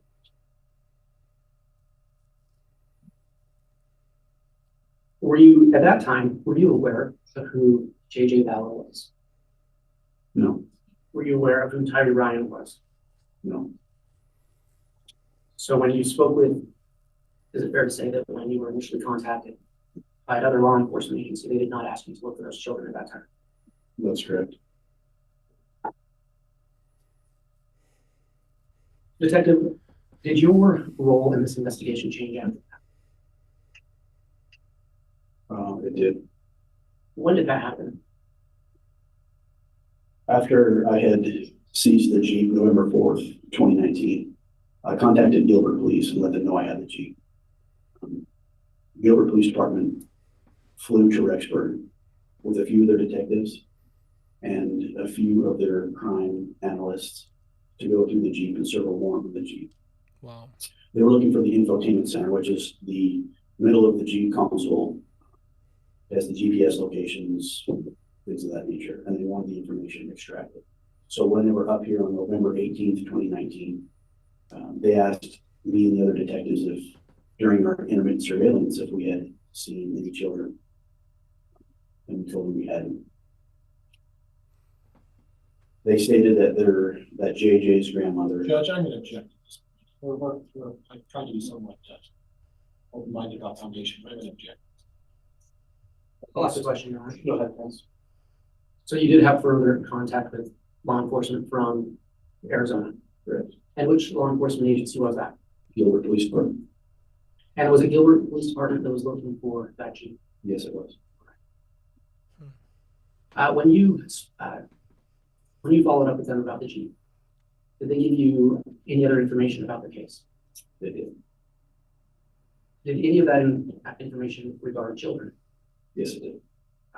What were you told by Gilbert Police? Judge, objection, hearsay. Coming into the effect on the listener, Your Honor. Judge, can we approach? No, give me a moment to make a ruling on that. No, it's got to be a hard. I'll start. The witness can answer the question, but for only the purpose of effect on the listener, if you can clarify that to your witness, Mr. Wood, and the objections overruled. Detective, based on your conversation with Gilbert Police, did you take any action regarding any children involved in this case? Yes, we did. And for the purpose of what you did, what information were you given that you needed to look up on? We were informed through their investigation that JJ Bell's grandmother was concerned for his Judge, safety. and again, I'm gonna object at this point to renew my objection. That's Why? going beyond. I'll also sustain that as bringing up your statement. So, Okay. Based on your conversation with Gilbert Police, what was the next step you took in your investigation? We were requested to do a welfare check on JJ Bell from the Gilbert Police Department. Detective, had you ever met JJ Bell? No, Were you provided any identifying information as to his age or where he might be? we were provided very little information, just a brief description of what he looked like, his age, and where he should be, which was 565 Pioneer Road, where he lived with his mother, Lori Bell. Your Honor, I'm going to ask that the witness be handed State's Exhibit 1.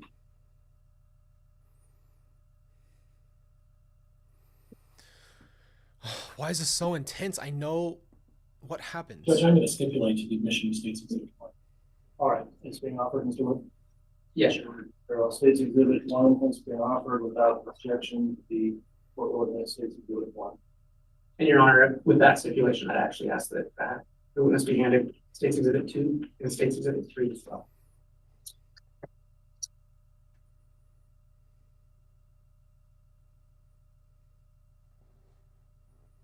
It's just crazy because, like, I don't know.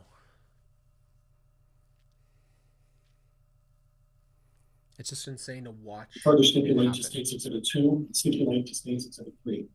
Very well. Then, presuming they're being offered, State's Exhibits 2 and 3 are also admitted.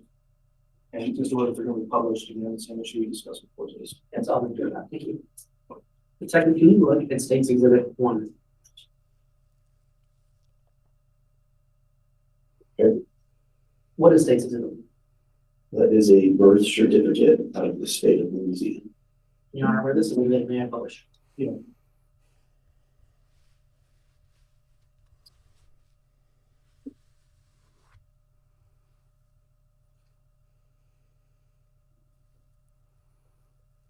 Detective, can you identify who this is a birth certificate for?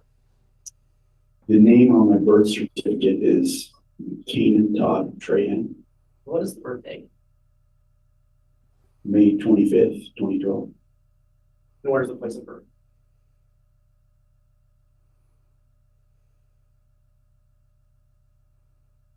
Lake Charles, Louisiana. Your Honor, if I may publish State's Exhibit 2. Yeah. Detective, I'm going to ask you to turn to the second page of State's Exhibit 2.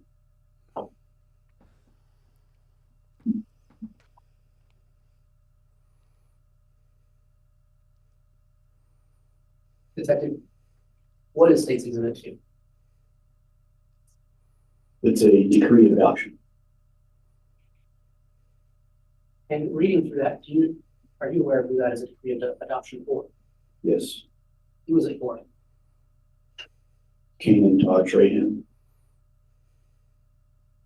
And on the bottom of that, can you read the second to the bottom paragraph? That exhibit? The entire paragraph. Yes, please. It is further ordered, the judge and decree that the name of the child, Keenan Todd Trahan, be changed as follows. Joshua Jackson Vallow, and the registrar of the Louisiana Department of Public Health and Statistics is hereby ordered to make the appropriate changes in its records.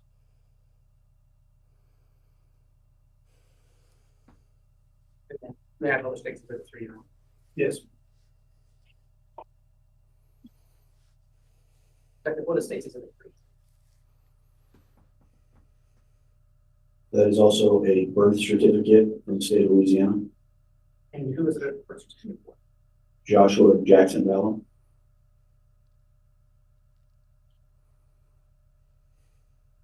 Detective, in the course of your investigation,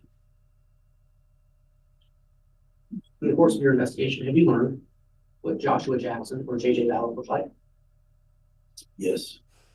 Have you seen pictures of him? Yes, I have. Were you able to access pictures of him from iCloud accounts associated with his mother? Yes. Your Honor, I asked that the witness be handed State's Exhibit 4. I'm just proud of them, man. Just proud of them. They were total pros. Did the hard thing. Just not easy to do this. I know they felt the weight of this, and just I don't know how to explain it. I'm just proud of all of them. All right, the witnesses and State's Exhibit 4. Detective, you testified that you never met JJ Vallow, correct? Correct. How did you come to know what he looked like? Through photographs we were given. Where did you get those photographs? We received a few from Gilbert Police, his grandmother, Kay Woodcock. I think that's all I can remember. And I spoke with you briefly before. Did you ever have occasion to review iCloud accounts belonging to Colby Vallow? Yes, we did. And on those iCloud accounts, did you find other pictures of JJ Vallow? Yes, we did. And did you find videos of JJ Vallow? Yes. Based on your investigation, what does Exhibit 4 report to be? Photograph of J.J. Vallow. And you didn't take this picture, correct? Correct. But you recognize that individual as Joshua or JJ Vallow? Yes.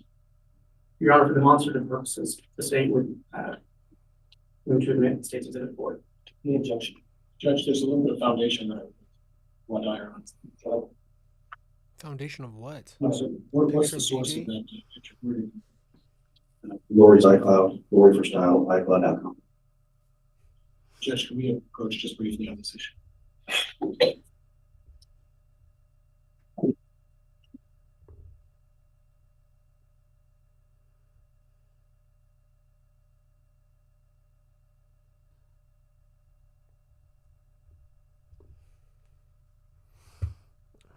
Takes a long time. Court's just really slow. this morning. What did you do in response to that request? On November 25th, 2019, I received a call from Detective Miller, the Gilbert Police Department. He requested that I do a welfare check on JJ Vallow the next morning because he wasn't able to get a hold of JJ or Obviously, the same as you're saying. Did you do a welfare check for JJ Vallow? we did. What date did you do that? November 26th, 2019. How did you go about doing that? On that morning of November 26th, 2019, myself and Detective Daybell went to Lori Vallow's residence where we presumed JJ was at. She lived at 565 Pioneer, apartment 175. As we approached, expecting to speak with Lori, we noticed the defendant, Chad Daybell, and Alex Cox unloading a pickup truck near the garage area. And at this point, were you aware of who Chad Daybell was? Yes. How would you learn about him? Through our investigation with Gilbert and communicating with Gilbert Police Department. And so you recognized who he was? Correct. And at that time, were you aware of who Alex Cox was? Yes, we were. So after you saw them, what did you do next? I got out of my vehicle and made contact with Alex. He was standing at the driver's side of his pickup truck, and the defendant Daybell was on the passenger side. I asked Alex if Lori Vallow was home, and he stated that she wasn't home. I asked Alex if JJ was home, that we were there to do a welfare check. And at that point, Alex got a surprised, frightened look on his face, looked over at across the pickup at the defendant Daybell. The defendant Daybell then looked back at Alex, and initially, neither one of them answered my question. After they didn't answer your question, what did you do? I asked them again if JJ was home, and Alex Cox finally answered and stated that JJ was with his grandmother in Louisiana. The worst thing you could have said, because obviously you have no idea what's going on. I'm so glad he's that stupid. When you were given that information, did it cause you any concern? It did, because I informed Alex that it was highly unlikely because his grandmother. Judge, I'm going to object at this point. We're going to be getting into seclusion. No, you're not. I'll say that. Oh, Your Honor, Higley, the defendant's about to testify what he said to Alex Cox. Okay, that's not what I understood where it was going. You can ask the question, Mr. Wood. Detective, what did you say to Alex Cox? I informed Alex that it was unlikely because Kay. Judge, I'm going to object. This is going to lead into hearsay. Your Honor, this is a statement by a declarant on exactly. witness. He literally He said cannot hear this. Overruled, and it is permissible, so objection overruled. Thank you. What did you say to Alex Cox? Gosh. I informed Alex that it was unlikely that JJ was with his grandmother Kay because she was the one who called in the welfare check. And what was the response to that? There was no response initially. Alex again looked over at the defendant Daybell, and they kind of both just looked at each other. And at that point, I asked Alex where I could find Lori Vallow. And did he give you a location to find her? He stated that she was in apartment 107, which is the same apartment complex, just a few apartments down. What did you do at that point? At that point, I asked Alex if there was a way I could contact Lori and asked Alex for her cell phone number. And Alex told me that he didn't have her cell phone number. So were you aware at that point that Alex Cox and Lori Vallow were siblings? Yes, through our investigation with Gilbert, we knew that Alex Cox and Lori Vallow were extremely close. So when Alex told me he didn't have the sister's cell phone number, I assumed he was lying to me.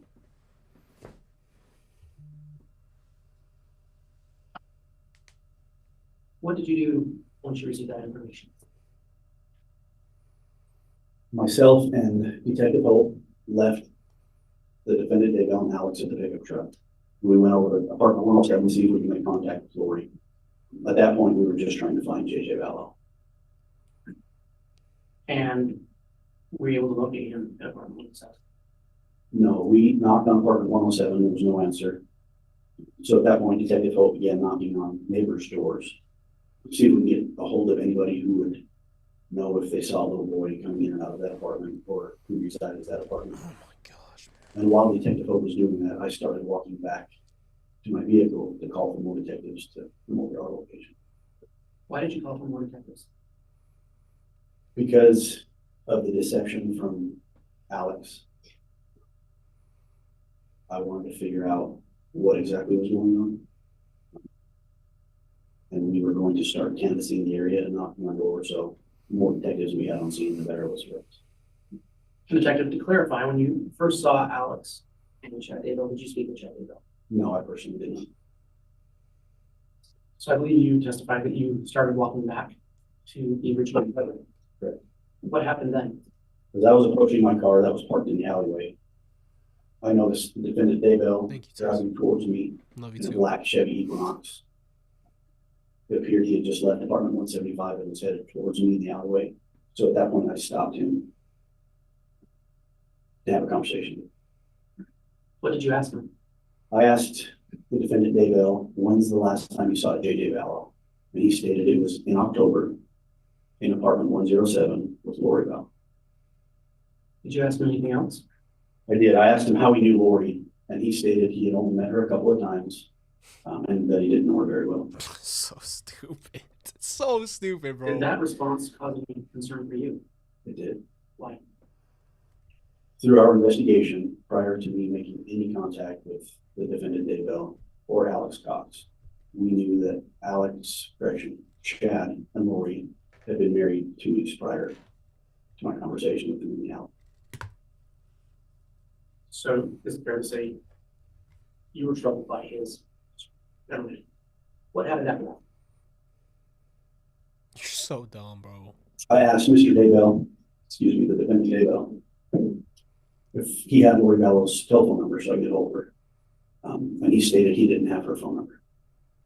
That's a good marriage. Did you have any further conversation? I did. When I was speaking with the defendant Daybell, Detective Hope saw me talking with him and started to walk back to my location. As he approached, I again asked the defendant Daybell for Lori's number because I assumed he was lying to me based on what I knew. And at that time, he did give me Lori's phone number.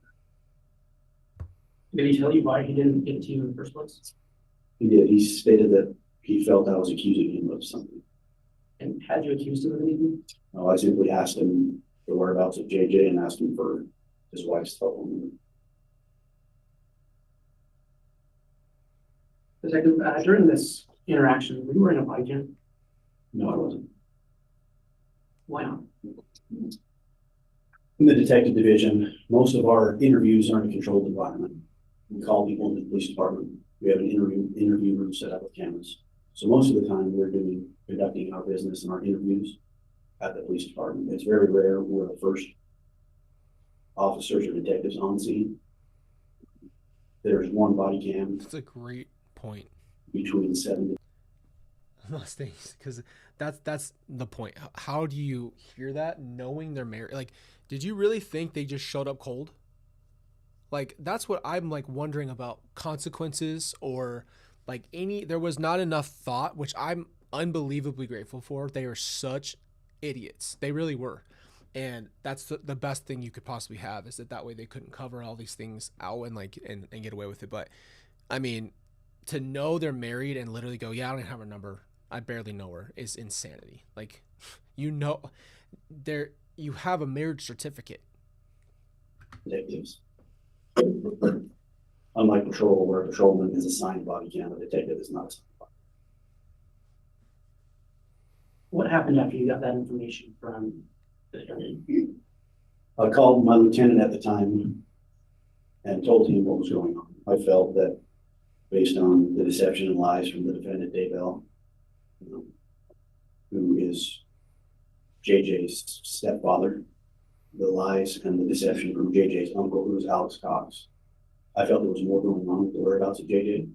And so at that time, I wanted to get everybody over there to see if we could figure out what was going on. So I asked my lieutenant to gather some detectives and respond to my location. And then what happened? A few minutes later, my lieutenant arrived with Detective Dave Stubbs, who had a body cam at that point. We began knocking on doors. We went back to 175, which was Lori Bellow's apartment. and started knocking on her door and didn't get any answer. And I apologize if I missed it. Who was your lieutenant? Ron Wall. All right, so after you weren't able to get any answers, what did you do next? Through our investigation, we learned that Lori Ballow's niece, Melanie Boudreaux, it was Melanie Pulowski, no, correction, Melanie Boudreaux at the time, it's now Melanie Pulowski. She lived in apartment 174, which is right next door to Lori. So at that point, we knocked on her apartment as well to see if Lori or JJ was at that apartment. Did anybody answer? No, they didn't. What did you do next? I was instructed to go back to the police department, go to the prosecutor's office to see What if a group, huh? What a group. we can obtain a search warrant to search the residence for JJ Ballow, Shared wall. while the other detectives stayed on scene and started knocking on doors in that complex. At that point, our only focus was to find JJ and to figure out what was going on. So we were going to exhaust every means that we could to see if we could do that. And that's why I went to the prosecutor's office to see if I could obtain a search warrant. And did you obtain a warrant that day? No. Why not? On the way to the prosecutor's office, Detective Hope, with the number that the defendant Daybell provided, called that number. There was no answer, but he left a message. Once we got to the prosecutor's office, Lori Ballow called back, and she was instructed to open the door. There were detectives outside of her door that wanted to speak with her. Okay. And are you aware of any detectives were able to make contact with her that day? Yes, they did. Do you know who that was? Detective Stubbs and Detective Ball. And you had mentioned earlier that Detective Stubbs had a body cam on, correct? Correct. And do you know if their interaction with Lori Ballow was recorded? Yes, it was. Have you watched that video? Yes, I have. At that point in your investigation, what did you do? After Detectives Ball and Stubbs had spoken with Lori Ballow, what did you do?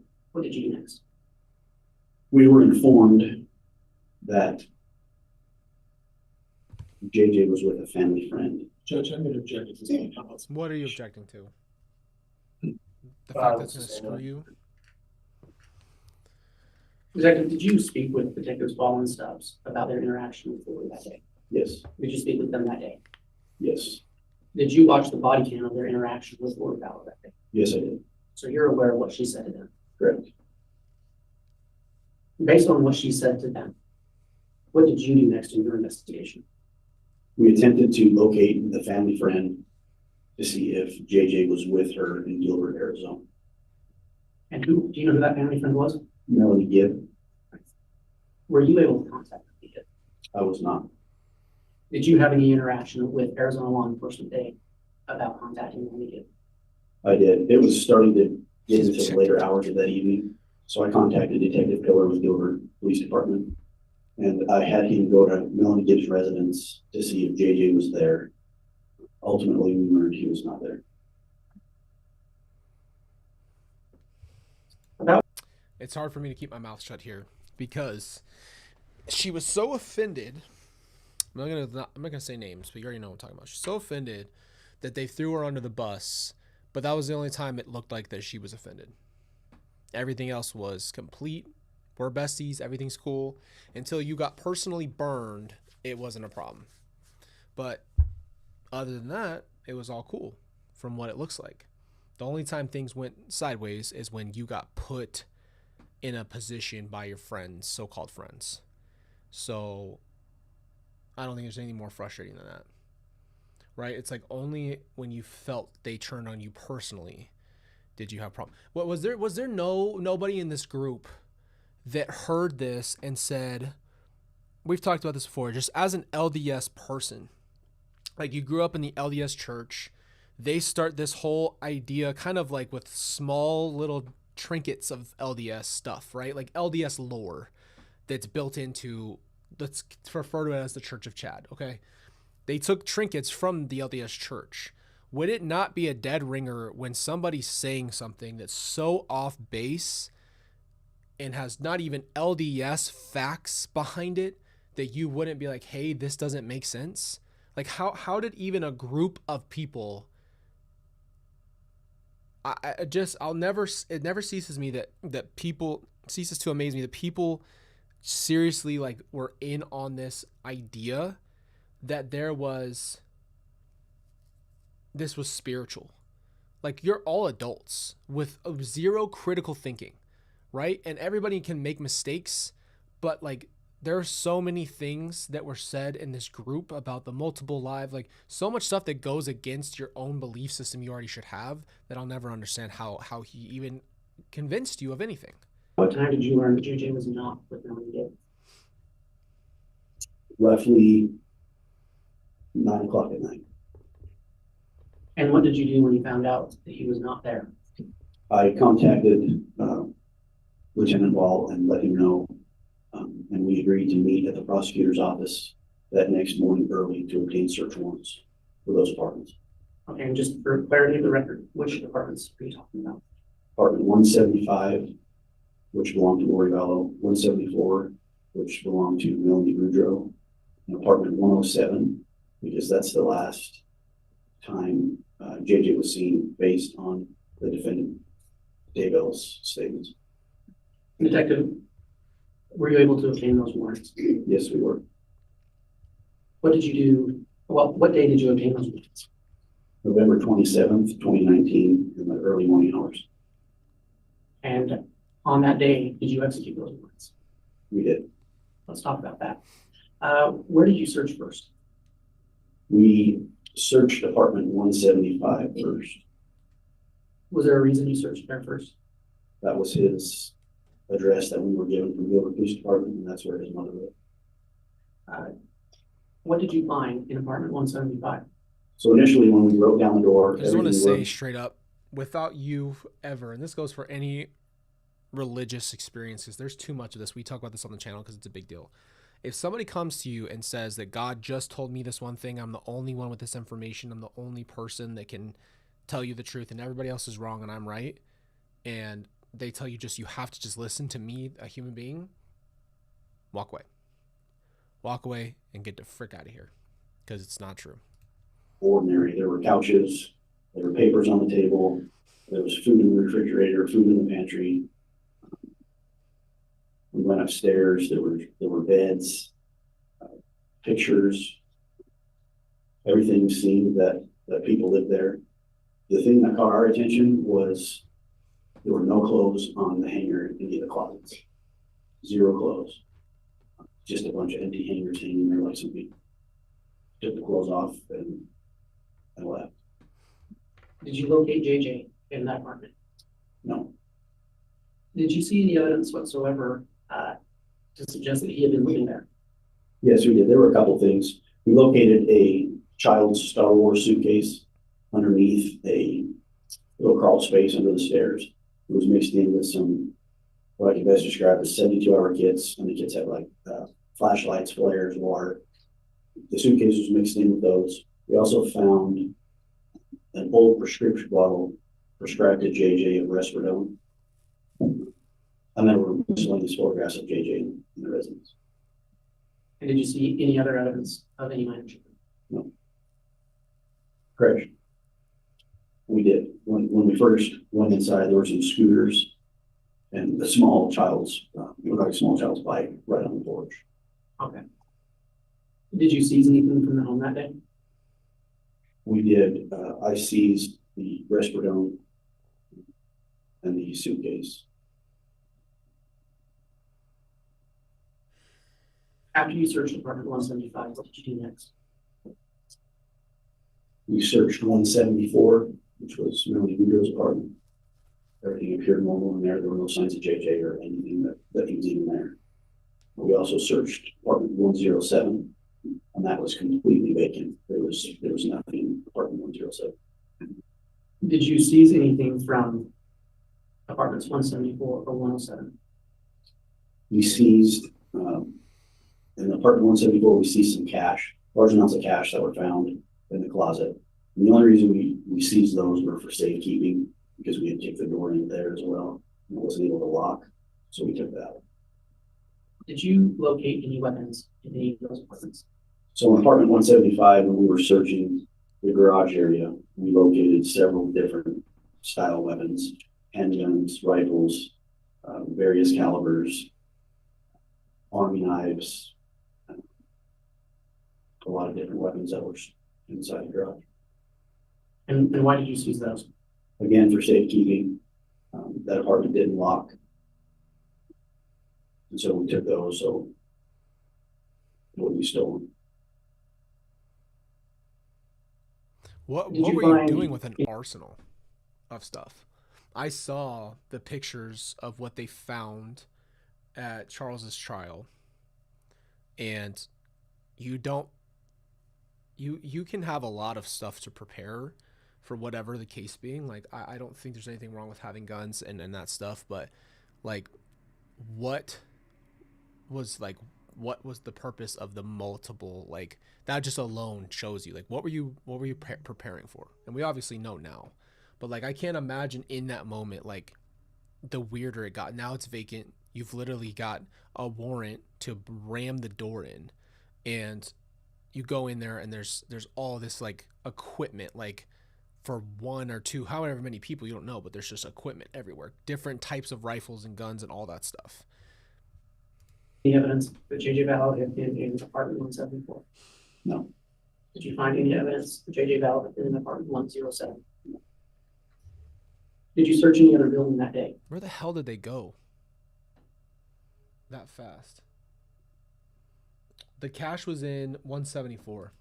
We did. In the In closet. apartment 175, we located a storage unit rental agreement contract. And on that storage unit contract was the name Lori Ryan. It had listed her as the tenant, and it listed the storage unit number as T52, and it gave an address of self-storage on Airport Road in Rexburg. So with that information, we were able to obtain a search warrant for that storage unit as well. And did you participate in the search of that storage unit? Yes, I did. What did you find there? There were a few bikes, children's bikes. There were boxes of winter clothing, some ice skates. There wasn't a lot in the storage unit. There was a personalized a family blanket, a big blanket with family photos that were kind of sewn onto the blanket. Those photos had J.J. Vallow, Tylee Ryan, and their sibling Colby Ryan. There were pictures of Lori Vallow. But other than that, there was nothing That's else. literally my photo blanket.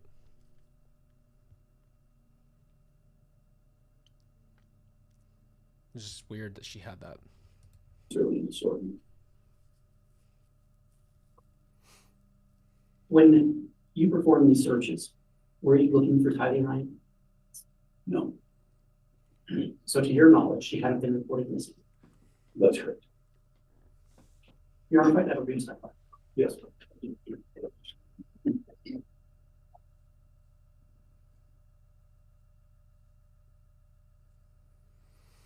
This is just insane. Just to hear everything, knowing like the case you have to build. I don't even know how to explain it. I'm gonna take a long break here. See, look, we're definitely, look at that break. It's definitely not gonna be 7 hours of streaming. Well, the jury's present in the council. I just Thank you. have Please be seated. an unbelievable amount of respect for everybody. This is insane. Concluded the lunch break at this time. We're continuing with testimony of Detective Hermosillo and Mr. Wood. If you're ready, you can inquire now among the witnesses. You're still under oath for your testimony. Thank you, Your Honor. Detective, before we broke, we were speaking about the search of a residence. Can you remind us what residence that was? But I believe it was apartment 175. And whose residence was that? Lori Vallow. Your Honor, the state would ask that the witness be handed State's Exhibit 7A through 7K.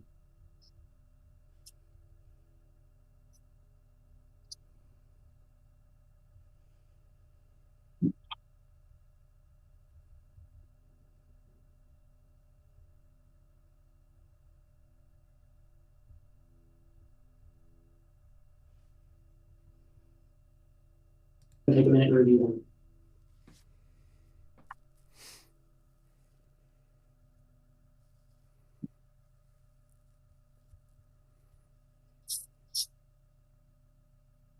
You guys are amazing, man. Thank you for being a part of this with me. It's just a beautiful community we have. So thank you for being here. Yes, sir. Very What thankful do for those you guys. exhibits look to be? They are photographs that were taken of Lord Bell's residence in the morning of November 27th. And were you present? You testified earlier you were present at the search of that apartment on that date, correct? That's right. Did you walk through every room in that apartment? Yes, I did.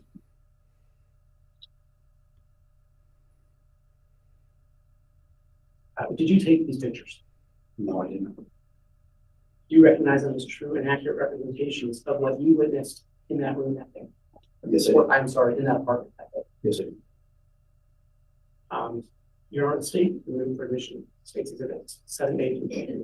The objection from the defense. What do you remain as objection? Yes, and these are my phone, please, Mr. Clark. May I, Judge? Yes, Officer, what time were these pictures taken? I don't know the exact time, roughly between 10 and noon, I would guess. Are you guessing or do you know? I don't know exactly what time, sir. Okay, who took the pictures?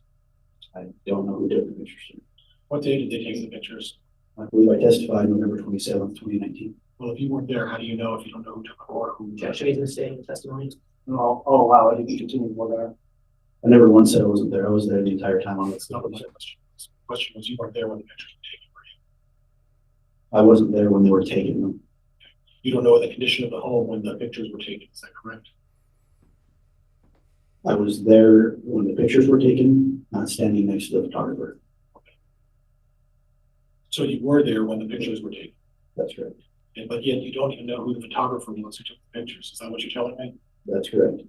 Is there a reason why you wouldn't know the photographer who's taking pictures for a police investigation that you're in charge of? I wasn't standing next to the photographer. I was inside the residence when the photos were being taken. At the same time they were being taken, I wasn't standing next to him.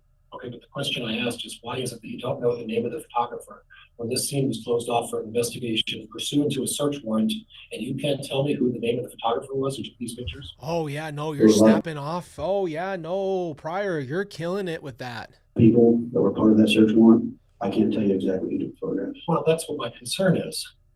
Mr. Pryor, and we're getting speaking objections now. If there's a continuing objection, state the grounds. Well, there were a number of people that were in and out of that apartment, is that right? In and out of that apartment? No, sir. In that apartment, yes. How many people were in the apartment at the same time? Roughly 10. And you would know all of the names of the people that were in the apartment, right? Correct. Yet you don't know the name of the photographer who took the pictures. Is that what you're telling me? That's what I'm telling you, yes, sir. Judge, I'm going to object. Your Honor, I'm going to lay some more foundation. All right, you can lay additional foundation, and I'll also note it is a group of photographs, so if you have to work through them individually, we will. I'll note just an objection on 7H-K, and this way you can seek additional foundation related before I rule on the objection. Detective, you testified you were present that day, That's correct. and you recognize these images as true and accurate representations of what you saw in that apartment. That's correct. And is it a true and accurate representation of the condition you found the apartment in? Yes, sir. And as you look through these pictures, is there anything in there that is different than the way you found it? No. Your Honor, statements again for the admission. Objection, again, Judge. There's an improper So foundation. stupid. Can't even tell me That's who like took the saying picture. that a boss at a restaurant would remember who served a certain plate or something like that at a certain time. Like when you're a boss and you have a lot of people there, you're not going to remember that day to the T every single moment of everything. That doesn't mean it was some random photographer who said, I'll take pictures of it, and brought a camera and just snap pics for the police. It's obviously an employee. I don't know why it He matters. doesn't know what time the pictures were taken, and the condition he's talking about is the condition that he saw, not necessarily when the pictures, the condition when the pictures were taken. So there hasn't been proper foundation here. All right, I've considered the objection. I'm going to overrule the objection as it relates to photographs when the officer has personal observation of the location. The one exception that I'll consider a standing objection on is on 7G, which is different, I would say, than just showing the apartment. Not saying it's not admitted, but still under advisement, pending additional objection on foundation. So photographs, with the exception of 7G, are admitted, and you can require further history work. Thank you, Your Honor. If I could publish those to the jury. Yes. So dumb. So stupid. It's like, oh, Ray, did you know what you had for lunch? Well, how can you be credible if you don't remember what you had for lunch? So, like, just sometimes it's like, okay, I understand Second, can you tell me what you observed in State's Exhibit you have to 7A? poke holes, but whatever. That's the front door of apartment 175, front porch area. And is this the apartment that you searched when you were for JK? Yes. Second, what did you observe in State's Exhibit 7B? So as you walk into the front room of the apartment, that's looking towards the dining kitchen room area. There's a child's car suitcase sitting there. Like I testified earlier, it looked like it was lived in. There's still cups, things on the counter, paper towels, everything looked normal. What did you observe in State's Exhibit 7C? That's standing in the kitchen, facing the doorway, so the opposite direction of the last order. You can see the stairwell going upstairs. There's still pictures on the wall, TV, papers on the counter. I'm trying to see that picture, but I can't really see it.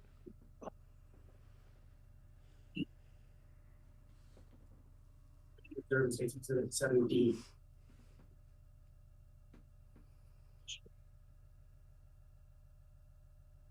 So when I testified about the crawl space under the stairs and the 72-hour kits, those are a few of the 72-hour kits, along with the stove suitcase that we had located. When you, Your Honor, does the court have a pointer? I don't know. Let's have the bailiff. No, we do not whatsoever. Some red flags for us when we were searching the apartment. Why was that? Because of all these empty hangers. People go on trips. Judge, I'm going to object as unresponsive. There isn't a question here. That's a narrative. Sustained. Detective, I asked you why the empty closet was concerning to you.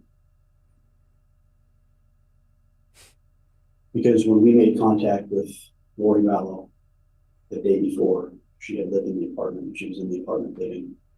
The very next morning, when we served the warrant, this is what we found, empty hangers. And Detective, why would empty hangers be concerning to you? Because it appeared to us that she grabbed her clothes, left everything else, and took off. Okay, God's chosen. Why don't you tell me something? If you are who you say you are, right? Then it's simple holes in the story. If you're who you are and you are this amazing godly person who's close to Jesus, why in the world did you have to run? Why were you so scared? Isn't Chad powerful or something? Or do you not believe it? This was a bedroom. If you walk down the hall towards the west, this is the bedroom on the right-hand side. This is the bedroom we found some of Alex Cox's belongings in. So this is the bedroom to the right. In the same what apartment? belongings of his did you find there? There was a plastic tub with some of his belongings and some hygiene things that had his name on it, things like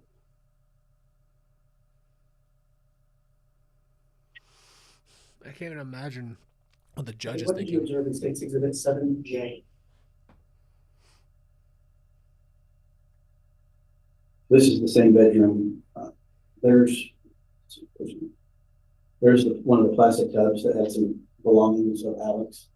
There's some prescription pills up here that had Alex's name on them. And then there was some white Tyvek suits that were in the closet area.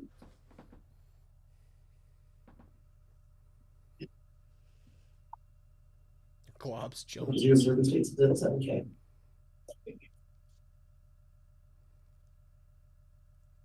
This is the room to the left. So the previous room was to the right. This is the room to the left. It had twin beds, bedding, everything was normal in that room as well. Your Honor, I'm going to ask that the witness be handed State's Exhibit 7G again for further foundation. Very well.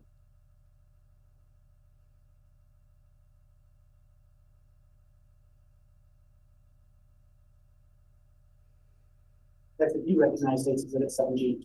Yes, I do. What does it purport to be? A rental agreement with the tenant of Lori Ryan. And you testified earlier about finding a rental agreement. Is You're that correct? literally That's two husbands away, and you try to use your old name from like 08, 07, 06. So Is this the dumb. rental agreement that you were speaking about? Yes, it is. And where was that located in the residence? In the master bedroom on a desk in the corner. And you saw it there? That's correct. And is that a true and accurate representation of the rental agreement you saw? Yes, it is. Your Honor, I move for admission of State's Exhibit 7G. Any objection? No, Judge. All right, exhibit 7G is admitted as well.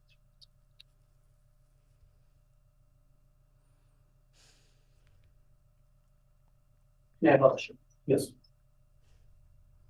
Second, is this the rental agreement we were just speaking of? Yes, it is. And you testified earlier about searching the storage unit, correct? Correct. Was this the rental agreement that led you to that storage unit? Yes. Thank you. It's so wild to see the trail that they had to go through. And Lori knew. There's such different perspectives, right? Lori knew the whole time, obviously. Chad knew the whole time. That's just so crazy Your to Honor, me. I'd ask To that like be getting closer to caught and then you leave. But you go to your favorite place. And everybody's looking for you. Like, maybe they didn't expect people to care. I don't know what they thought was going to happen, obviously, but this be handed what's been marked as State's Exhibit 8A through 8Q.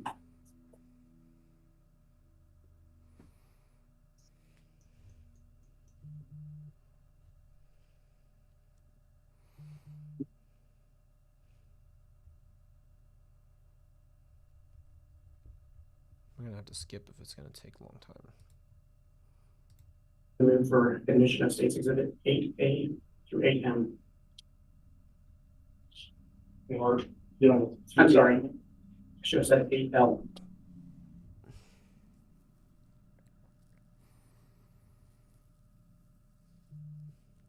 any objection as it relates to 8A through L? Judge Roddy, any objections? Very well. Officer, as before, were you present when the pictures were taken? Yes. What was the name of the person who took the pictures? So stupid. I'm getting irritated for Ray. It's such a stupid question, bro. Detective Daybell. Were you present at the exact time the pictures were taken of all of these items? Yes, I was. Who else was present at the time that these pictures were taken? I couldn't tell you who else was in the room. Well, we were in a garage, weren't we? Couldn't tell you who else was in the garage. Were there so many people there that you don't know? No, Your I Honor, was, this doesn't go to Exactly. foundation. Thank you. I'll allow them more for dire violations prior to continuing. So many people in the garage, you didn't know who was there? no, I just can't recall their names at this. They're not officers that work with you? They are. How big of a garage are we talking about? My gosh. I couldn't testify to that. 2-car garage, 1-car garage? As far as I think we're getting across here, is this a foundation objection still? Judge, I'm trying to establish. Judge, I'll move on. That's fine. See you. All right, Move on. the court's considered foundation objection as it relates to exhibits A through L. However, the objection and those may be admitted. Thank you. May I publish? Yes.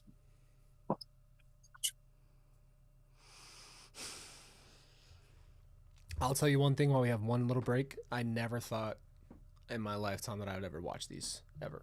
Never even imagined. But thank you guys for being here. What did you observe in State's Exhibit 8A?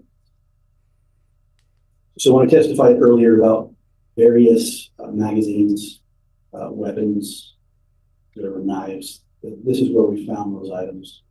I And this, just want to stop real quick to clarify. When you say magazines, what type of magazine are you referring to? magazines that were like those. And You testified that you knew these items to take pictures of. Correct. And what did you observe in State's Exhibit 8A? So here's some of the various magazines that we took out of some of the tubs. There's some ammunition. There's a few suppressors that screw on to the end of a gun to muffle the sound. There's a ghillie suit.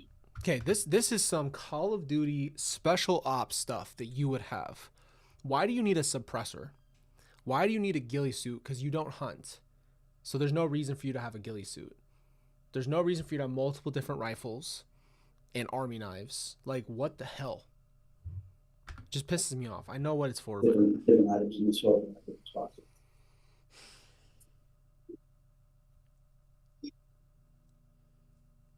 Could you tell me what you observed in State's Exhibit 8B?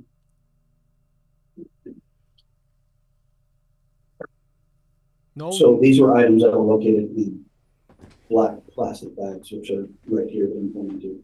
So we simply took those items out of these plastic bags and laid them out so we get photographs of them.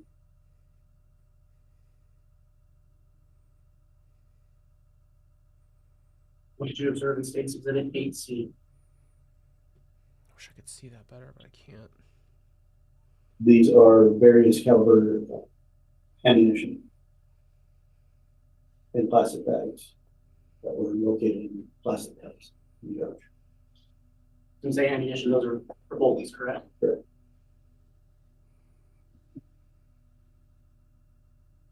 What did you observe in State's Exhibit 8D? This was one of the rifles that we had located in the garage in apartment 175. It's got duct tape here. What you can't see up top. Judge, I'm responsive. Just take. I'm gonna move the picture so you can see the top. What did you observe at the top of State's Exhibit 8D? Like I was testifying to, at the top of this rifle, it's threaded for a suppressor to muffle the sound of a gunshot.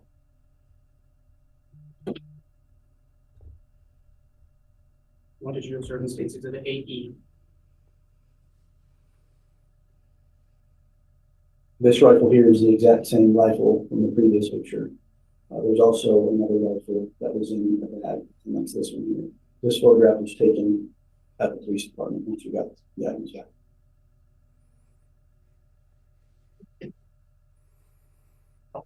That's why I'm so confused. What did you observe in State's Exhibit 8F? I'm confused. This is the rifle in the previous picture that was back here. It's just a close-up of that rifle. I don't know. Are suppressors even like a legal thing you can just have for any gun? I don't know, to be honest with you. I don't know enough about the What gun did you laws. observe in State's Exhibit 8G? I know about like on certain rifles, like stock and barrels and like automatic shooting. Those kinds of details are important because there's like certain laws. But as far as suppressors go, I don't know how that works. I don't know. Yeah.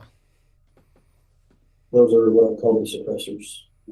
Earlier, there was a photograph of these two men in the garage floor.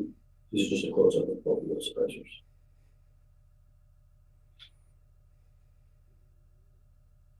What did you observe in State's Exhibit 8H? These are knives that were found amongst the ammunition in Looks like there's 4. the rifles and tubs. Can you describe to the jury what you observed in State's Exhibit 8I? Okay. This is just a handgun that was also located or still in the case inside the garage. Mind you, this is all expensive. This is expensive stuff to have, especially with guns and ammunition. Did you observe in State's Exhibit 8J?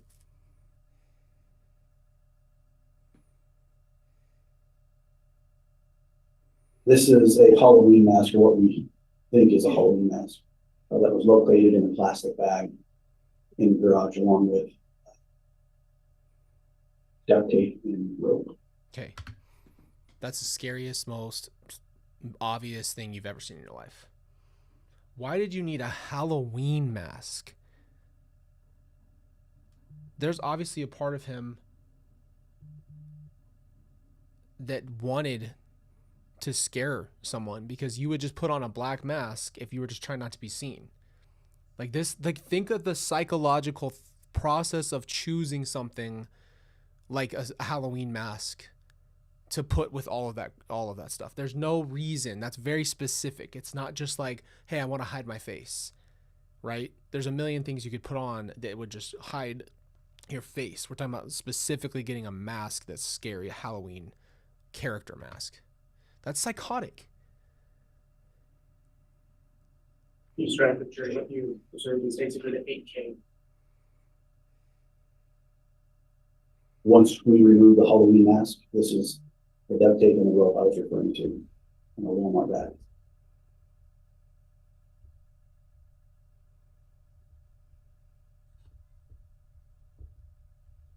And what did you observe in states agreed at 8L? That is a passport that's located in belongings in that garage belonging to Alex Cox.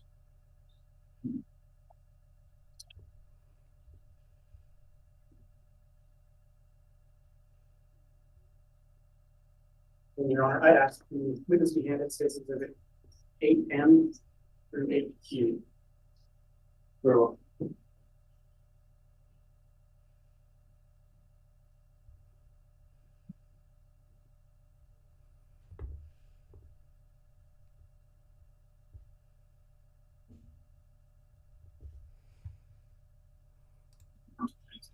And some of the items that you staged, when I mean staged, you remove those from packages or boxes, and you laid them out to take pictures. Is that correct? That's correct.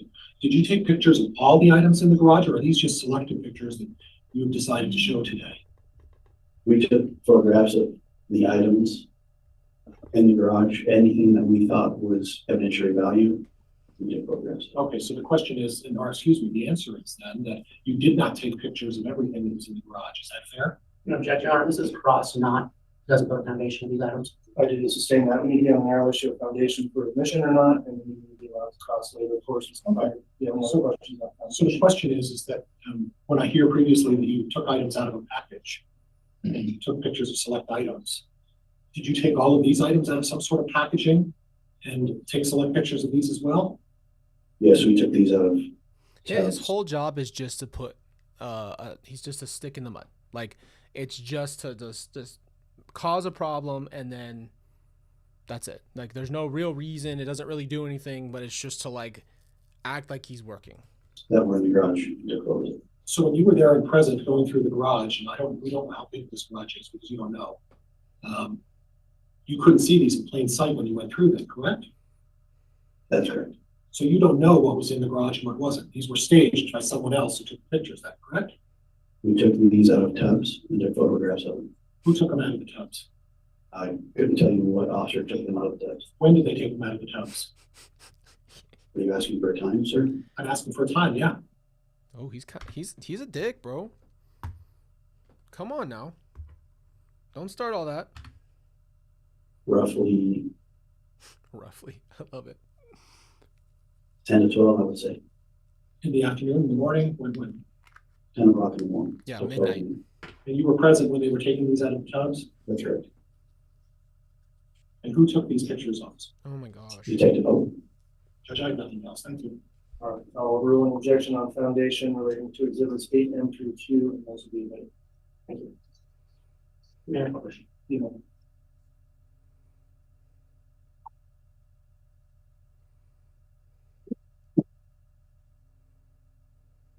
Detective, can you describe the jury what you observed in states exhibit 8M?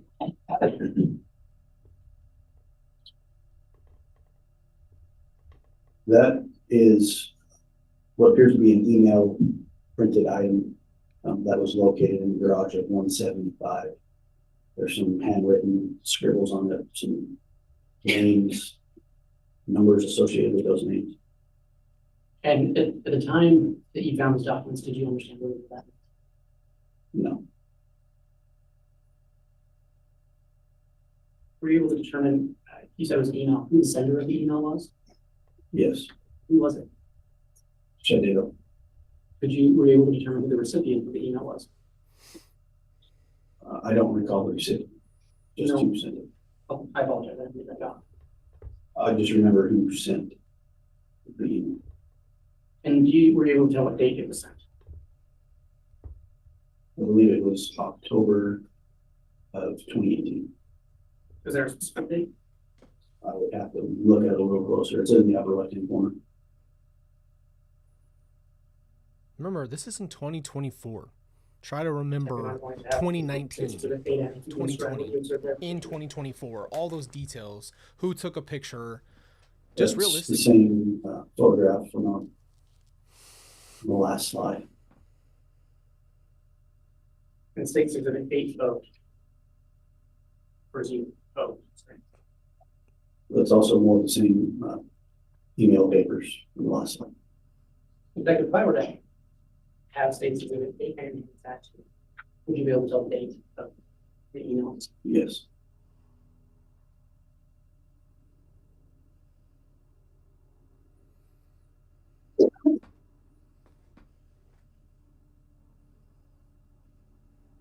What is the date on that email? October 30th, 2018. And then Detective, what did you observe in State's Exhibit 8P? Those were also in the tab books written by Chad Daybell. And then lastly, what did you observe in State's Exhibit 8Q? That was a cell phone that was also found in the government garage. Were you able to look and get that cell phone at any time? As far as forensically, Yes.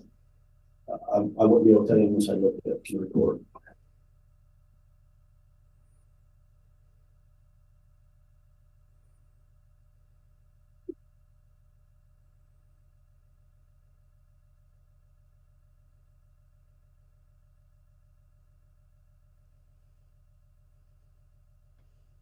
Thank you, Divergent. Detective, we've been talking about the search on November 27th, correct? Correct. And at any time that day, did you locate JJ Bell? No. What was the next step in your investigation to find JJ? Our next step was to talk to anybody that would take our phone calls. JJ was. Judge, I'm going to object. This is again becoming a narrative. You're already still just answering the basic question. Overruled without objection. JJ was who we were looking for. And so we were exhausting every effort to find JJ. So we would call his siblings, family members, any family friends, anybody that might know whereabouts JJ. So who were some of those family members that you spoke with? We ended up speaking with Brandon Boudreaux, Melanie Boudreaux, JJ's brother, Colby Ryan. Gilbert Police ended up speaking with family members down there. That's who we spoke. At any time during your investigation, did the scope of the search change to who you were looking for? It did. Why was that? After we spoke with Colby Ryan, who was JJ's brother, he mentioned that he Judge, had, I'm going to object. This is hearsay. Shut up. Sustained. Detective, at any time did the scope of your search change to include the search for Ty Ryan? it did. And so let's go back to your search very briefly on November 27th. Did you see Ty Ryan at that apartment at any time? No. And during your intermittent surveillance you talked about in early November, had you seen Ty Ryan? No. Did you ever meet Ty Ryan? No. Did you become familiar with So that's what's so hard, right? To give you guys some context. When they showed up and asked me, I've never felt more shock because they asked me point blank. They knocked on the door. You open it. There's two detectives standing there. And they're like, have you seen your siblings? And I'm like, my sister, my brother, like your mind. I cannot explain to you what that feels like because you just, everything that you thought was reality or like anything you had before that moment changed. Like there's a shift and it feels like you are now in an alternate reality, like the Twilight Zone, and you've now entered a completely different place. And so the thing is that people didn't know, because I was getting so frustrated because obviously once the case really picked up, there's the online people who are just talking, right? And there's the online opinion, and I get it. I mean, it just, at that time, you didn't know who was good, who was bad, because there's so many connections to the family, so you didn't know who was protecting. Like, I was trying my best to help the people behind the scenes with anything that I had, but that's all I had. And so, like, I wasn't, and I do regret not being more public with it, because sometimes I'm like, why didn't I just constantly try to get the word out there? Because my mindset was the people who can do something about it are going to be the detectives. And I also kept playing with both ideas. Well, they're probably fine, but this doesn't make any sense because there's no way on the planet Earth that they would hurt the kids. So they must be somewhere on the planet. And then you struggle with that for a very long time. But obviously they're seeing it from a completely different perspective, and they're seeing the evidence, and they're going to their houses, and they're seeing the empty rooms, and they're seeing no traces of the kids. They're not seeing enough food in the pantry for a family. Like, you walk in someone's house, you'll be able to kind of get a feel for anything. You walk in our house, all you're going to do is try not to step on toys, because Carter's going to have his dinosaurs sitting up there with their tails that stick into your foot when you go downstairs and lock the doors. But whatever, like, you can get a really good feel quickly of someone's home, especially if there's children present. And it's so crazy to see. Like, for me, it feels like another Twilight Zone in a sense. Like, I'm seeing everyone's perspective. So you have Chad and Lori's and Alex's perspective. They know exactly what's happening, and they're trying to get out of Dodge, and Melanie. And then you have the detectives who are on their tail trying to piece together what the hell is going on. And then you have Kay, who's in Louisiana, terrified, trying to figure out what's going on. Brandon is now involved, trying to help the best he possibly can. And I'm talking, and there's no real, like, the dynamic wasn't like, we're all talking and working together to make this work. Like, nobody knew who could trust who. It was so scary because there was no trust amongst any of us. We didn't know who was good or bad because it was that scary. So it's like, have you ever seen that Office meme where there's like a video, they're all standing together, they're all holding fake finger guns at each other like this, and they're standing in a circle, and everyone's just like this? That's exactly how it felt like, because you just didn't know whose loyalty lied where and what was going on and who was involved and what was. So, like, it was just, there's so much happening. And then you rev up, like, me seeing Nate find Lori and Chad, and there's no kids. Her court date comes up to come back to Idaho. She doesn't show up. She gets arrested. I'm calling the Hawaii jail, trying to talk to her, trying to see what the hell's going on, right? Like, I know where Kauai Beach is. So when I found out they're at Kauai Beach, I'm like, I could literally show up there. And, like, I was going to do a freaking covert op and go and, like, talk to her and see what was happening. And if I would have done that, I would have found out the truth. Let's just put it a very simple way. I would have life right now. I'm just being 100% honest. I don't even know what I would have done had I found out what they did before all this tipped off. So in a sense, God saved me and saved a lot of the situation, because it was the worst situation you could be in. But the justice system got to do what it's supposed to do in this case. So I know I'm ranting, but I just want to kind of give you guys some insight as I'm thinking and watching this. With who she was through your investigation. Yes, we did. How did you do that? After speaking with Colby, our search encompassed JJ and Tyler. Your Honor, I'm going to ask the witness behind and States Exhibit 5.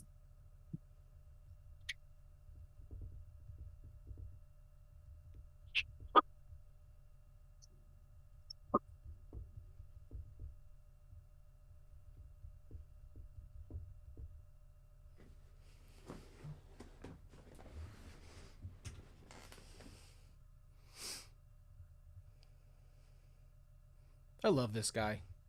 Big shout out to the court martial. I think that's All right, what it says on the back. Runs by stipulation. It does. Judge, we've stipulated the addition of this exhibit. He's a Also, sweet guy. be so kind as to repeat the exhibit number. Please. 5. All right, Exhibit 5 has been offered and admitted. You can proceed, Mr. Wood. Thank you. Detective, do you recognize Exhibit 5? Yes, I do. What is it?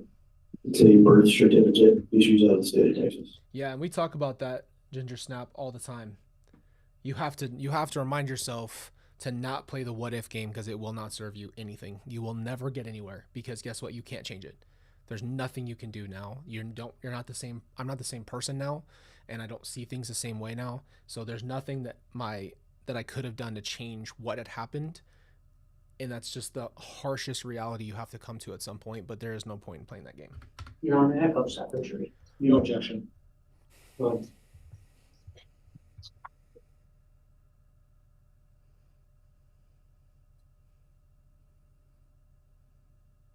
Like the relay. Hold on. I'm trying to keep it as light as I possibly can because I know what's coming and I know that it's just gonna be an emotional tsunami. So IPS is the International Protection Service. If you'd like to know more, we have some IPS stuff merch on our store, but we also have a video that explains it all, and you just gotta watch it. It's one of our Friday Night Lives. Would be that on the screen. Yes. You could point out with your pointer the name of the individual or who that birth certificate applies. The name is Tylee Ashley Martin. And what was the date of her birth? September 24th, 2002. And where was she? Travis County, Texas. And just for purposes of the record, can you state who her father was? Joseph Anthony Ryan Jr. And who was her mother? Lori Marine Cox. Through your investigation, have you learned of Lori Vallow's maiden name? Yes. What was it? Cox. Okay. So Detective, you testified that at this point you were approximately when did the scope of your search widen to include Tylee Ryan? It was after we spoke with Colby on December 11th, 2019. We entered JJ Vallow and Tylee Ryan into what we call NCMEC, which is the National Center for Missing and Exploited Children. Oh my God. So on December 11th, 2019, we entered both of those children as missing and endangered. How does NCMEC work? It's a center where I'm going to object at this point on foundation. Mr. Rose, if there's any additional foundation, I agree with has been. Okay. Can you restate again what the acronym NCMEC stands for? National Center for Missing and Exploited Children. And is that associated with a government entity? It is. Do you know which entity? I don't. Have you ever used NCMEC before in your job as a detective? Yes. How have you used it before? When we have missing children, we enter in, call NCMEC, enter the information, and it goes into a database. Mr. Wood, for the record, could you indicate that? Yes, Your Honor, it's NCMEC. Thank you. If you'd like the detective, can you just state what that stands for again? National Center for Missing and Exploited Children. Did you include any other law enforcement agencies in this search? We did. After November 27th, we reached out for assistance from the FBI. We reached out through Fremont County. So we were in contact with Gilbert Police, Chandler Police, anywhere down there where JJ or Tylee lived or could possibly be at. And did you ever try to contact Lori Daybell in regards to the whereabouts for children? Absolutely. How did you do that? We tried contacting Lori by her cell phone. We also attempted to contact, Well, let's talk about that real quick. Were you able to talk to her? no, her cell phone was shut off. Did you ever attempt to contact Chad Daybell in regards to the location of the children? Yes, we Chad did. Dill. How did you do that? We attempted to contact him through his cell phone. And were you able to get in touch with him? No, it was also shut off. And at any time, did Lori Vallow ever call the Rexburg police to report missing children? Judge, objection. Nope. Foundation. Response, Mr. Wood? Your Honor, just a basic question. I think it's in line with the question we've been going through. I don't know additional foundation. On foundation, it's overruled. What is the answer? Did you ask that again, please? Did Lori Vallow ever contact the Rexburg Police, to your knowledge, regarding missing children? No, she didn't. Did Chad Daybell ever contact the According to her Rexburg? story, right? She knew where they were.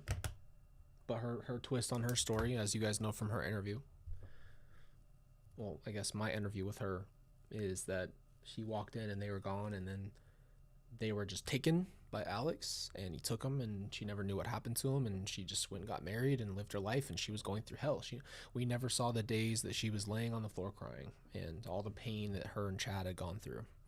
Police regarding missing children. I'll renew my objection, Judge. Knowledge foundation. It's overruled.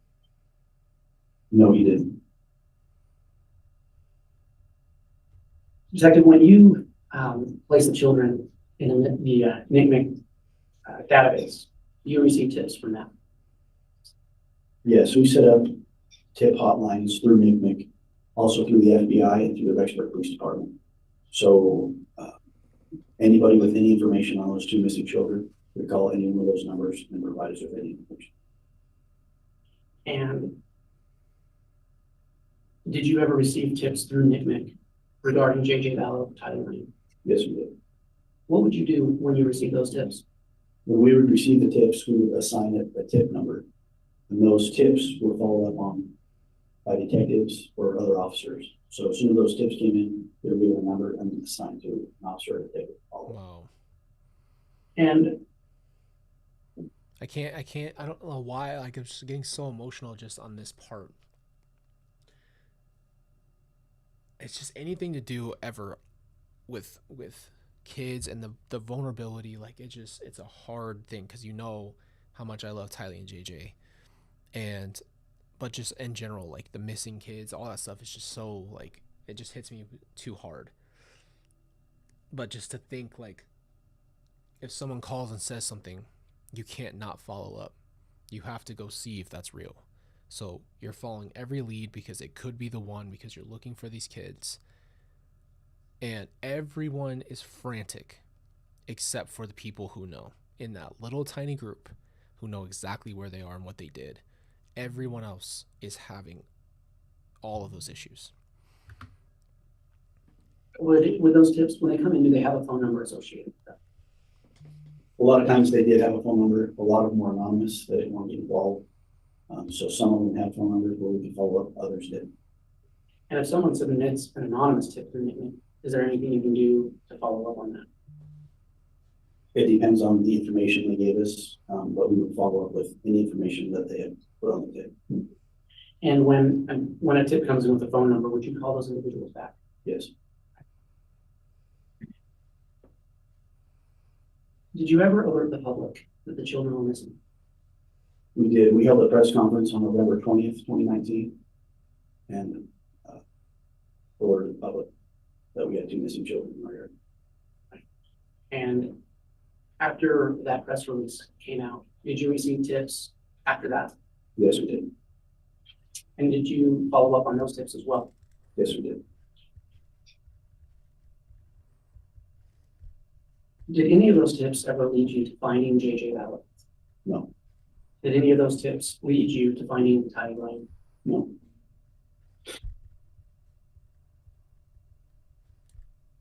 Detective, regarding Tylee Ryan and J.J. Vallow, are you aware if a child protection action was filed in Madison County? Yes, it was. Were you involved with that? I was the one who wrote the affidavit. And what was the purpose of that action? Judge, I'm sorry, I didn't hear what the officer's response is. I was the one who wrote the affidavit. And what was the purpose of that action? Judge, I'm sorry, I didn't hear what the officer's response is. I was the one who wrote the affidavit. Thank you. You want to re-ask your question? I will, I'm just letting the witness. Holy shit. Detective, what was the purpose of that affidavit? To get Lori to produce her children to the Rexburg Police Department or the Department of Health. And So I remember when she passed that date and I wanted to go. And at that point, we didn't even have a car, literally, like, for months on end. And so I just had no physical way to get to Rexburg. I couldn't even go to the airport if I wanted to.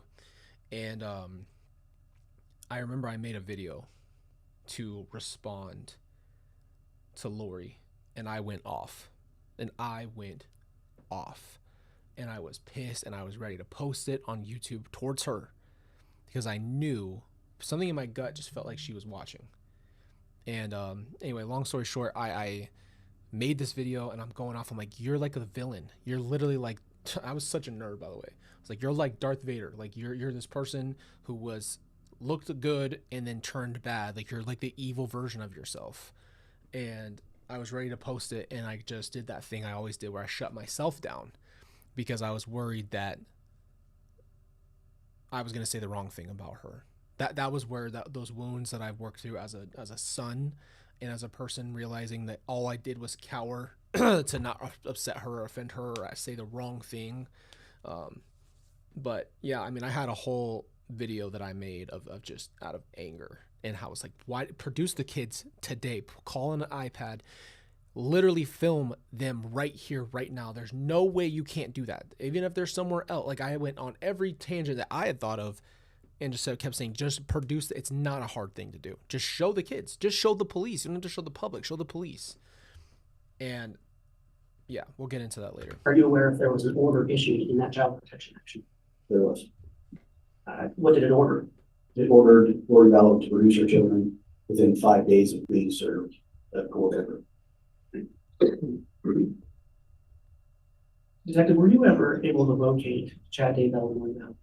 Yes, we were. How did you do that? A few different ways. Some of the tips that came in gave us location in Kauai, also through cell phone data. Judge, can I have some foundation as to the time, date, location? Are there foundational objections? I'll just ask some more questions, Your Honor. So, approximately when did you learn about the location of the Chad and Lori? Beginning of January of 2020. And you said it earlier, but what kind of tips gave you that information? Eyewitnesses that would call in that said they saw Lori and Chad on the island of Kauai. And where is Kauai? In Hawaii.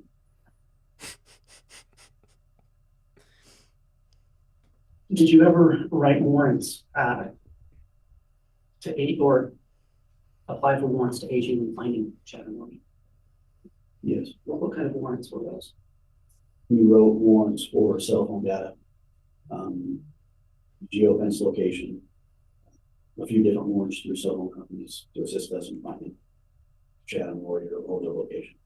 And did any of the data you received from those help you locate them? Yes, it did. Jacob, did you ever go to Kauai as part of your investigation? Yes, I did. And what did you do when did you get there? I got to Kauai January 24th, 2020.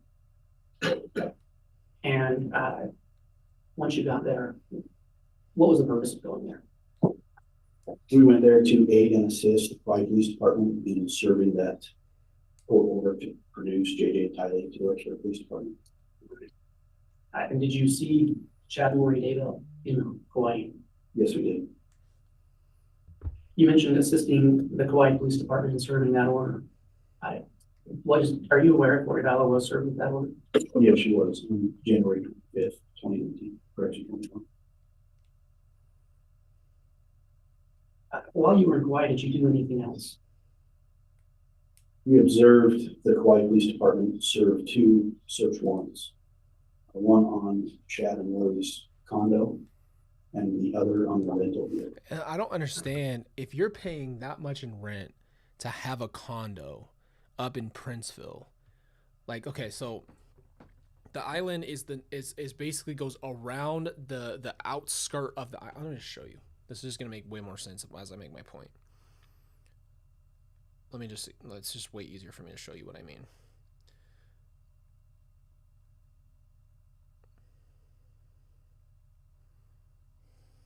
All right, so look at this. What the frick? Frick dis. Also, this is the island that Jurassic Park is on. Just so you know. This is literally, they show it on the map. All right, so Princeville's up here. What the frick, green screen? Never mind, frick dis. I'll just show you on my phone because you can't really see. Princeville's right here. Oh gosh, it's backwards. It's backwards. Princeville's here, and where they were staying. Okay, that's the middle of the ocean. This is really not fun. Okay, never mind. Frick this. Princeville's up here, and then you go around the island, and Lahui's on the outside, and where they were staying is pretty far from their house. How about that? All I'm saying, and you're paying rent right up the road for a condo, but you're staying in where we celebrated our family Christmases, Thanksgivings, birthdays, whatever you can possibly think of, we celebrated at Kauai Beach Resort. So it's a very significant place, and I know she knows that. She knows that. So it was even worse for her to go. It's just such a small detail compared to everything, but just an extra stab in the heart is basically what I would tell you. Did you perform those searches as well, or just observe the Kauai Police Department do it? No, we just observed and let them search. Do you recall where their condominium was located in Kauai? I don't recall the physical address, but it was Princeville. And is that a town or city in Kauai? Yes. When you observed the search of the residents they were living in Princeville, after the Kauai Police Department did their search, were you able to walk through that residence? Yes, I was. What did you observe at that residence? Everything looked normal. It appeared two adults were living there. There were beach towels, 2 beach towels. Everything was in pairs. Food in the fridge, couches, everything seemed ordinary. Did you see J Bell there? No, Did you see Ty Ryan there? no, Did you see anything that would have indicated to you that a child was living there? no, I didn't. Did you observe anything that would have indicated to you that a teenager was living there? No. Detective, to your knowledge, did Lori Vallow ever produce her children to the Rexford Police Department or the Department of Health and Welfare? No, she didn't.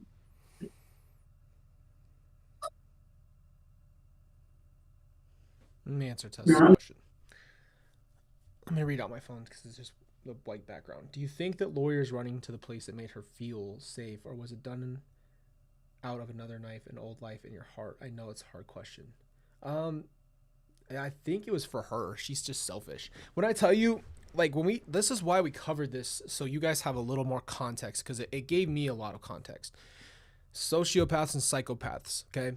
The thought process, like us, all watching this, who have empathy, who have our feelings and have thoughts and that stuff, those two together, I think were just the, like, void of anything.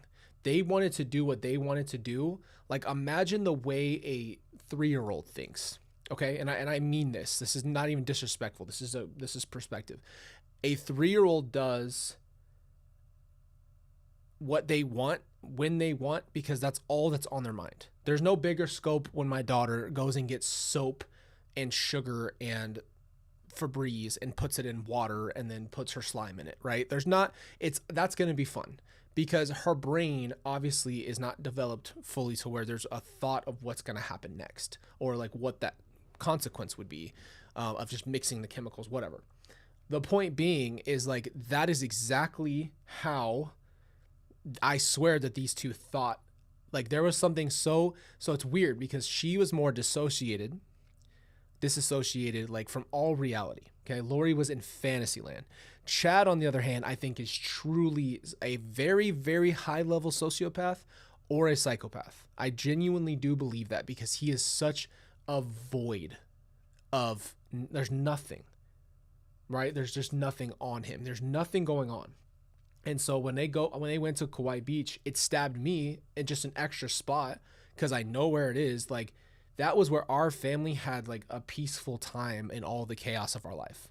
And that's a story for another time. But the point being, I knew she knew the significance of it. But there was almost a part of her, I think, once she actually went through with all their evil plans, she really pulled a lot more of those cords of humanity for that disassociative state. And I think she's still there. That's why she's so wild, because she doesn't see that there is any consequence, right? Yes, she's arrogant, she's smug, and it's because she doesn't feel any kind of empathy or feeling because she's so disassociated. And if she ever got slapped to reality, I think she would curl up in a ball and simply pass away. If she ever felt half of the responsibility of what she's done, it would ruin her.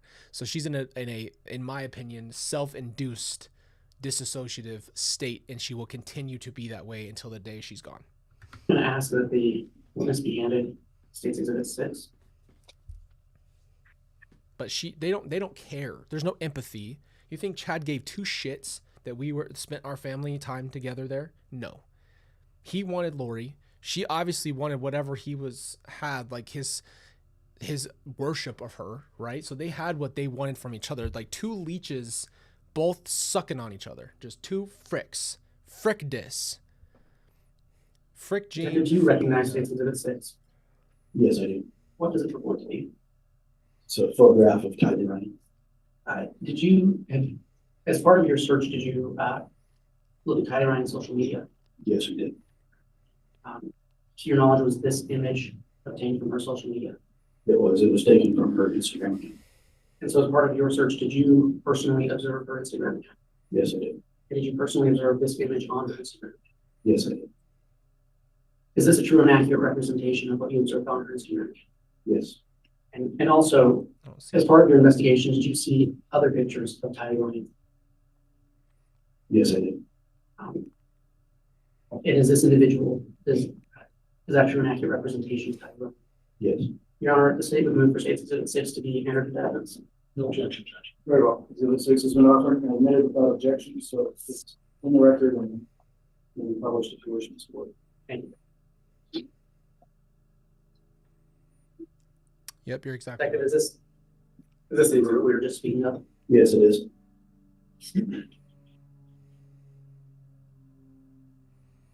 What was the username on the account that you found that picture?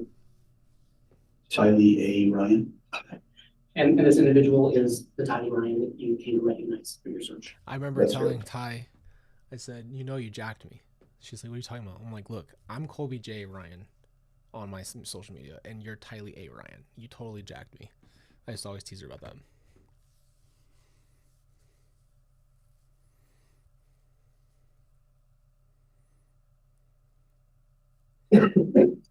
Because I want to ask you about the phrase proof of life.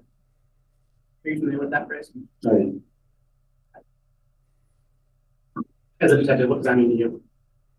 Proof of life is any documentation, any video, photograph, anything we can use to show the last time somebody was saw alive or seen alive. Pursuant to your investigation, did you find a last known proof of life for Tylee Ryan? Yes, I did. How did you locate that? That was taken from Lori Vallow's iCloud account. And what, do you know which iCloud account it was taken from? Lori for Style at iCloud.com. And what was the form of that proof of life? It was a photograph of Kylie taken at West Hills. Your Honor, I'm going to ask the state, or the witness, to hand the State's Exhibit 29A, 29B, and 13. And I believe he's coming by way of stipulation. All right. This is the worst picture that could ever, like, when I saw this picture later with the context, I've never physically felt so sick to my stomach than to see Judge, that's correct. By way of stipulation. the picture that they're about to put up. I'll just review those briefly.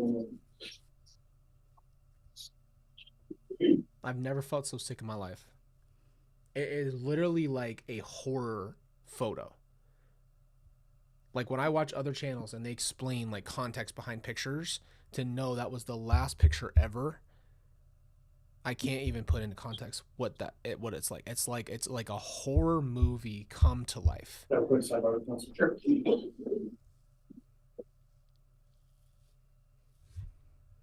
Gotta fast forward. You can just identify the individuals in that photograph. Sure. The little boy is J.J. Vallow. The Tylee Ryan's in the middle. And their uncle Alex Cox is on the right. And as part of this, did it contain metadata? Yes, it did. And did the metadata in this is, well, can you describe to Drew what metadata is? Sure. Metadata is like a time and date, is a time and date stamp with a photograph that's taken. So it's just data associated with the photograph. And this photo was accompanied by metadata? That's correct. And what date was this photograph taken? September 8th, 2019 at 2:49 p.m. And you testified earlier this was in Yellowstone? Yes, How do you know that that's Yellowstone?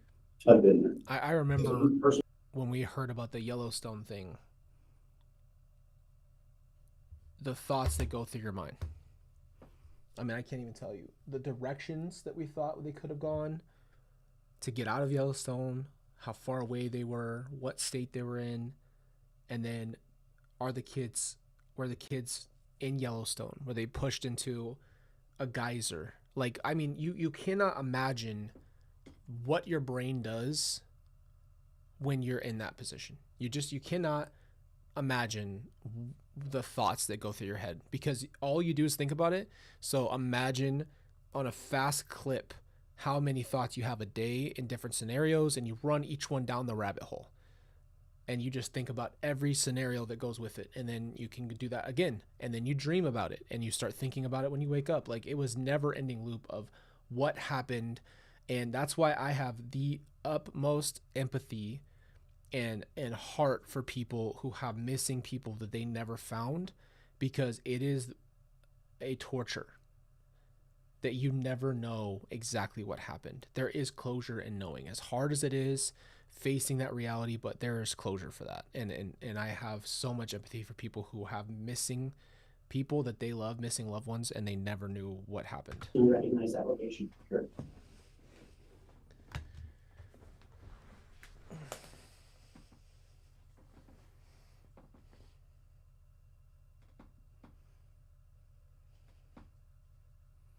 Detective, revisiting this idea of proof of life.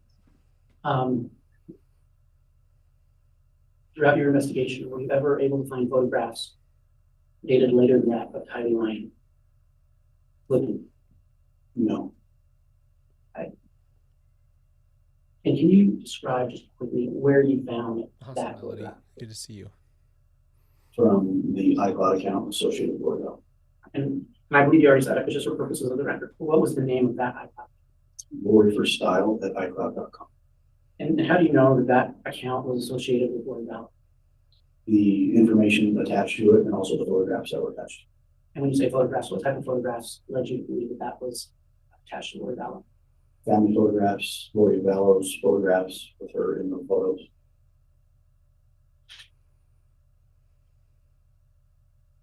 Detective, pursuant to your investigation, are you aware of a last known proof of life for J.J. Bell? Yes, I am. Your Honor, I'm going to ask this. The witness behind states Exhibit 14, which I believe also comes in by way of stipulation.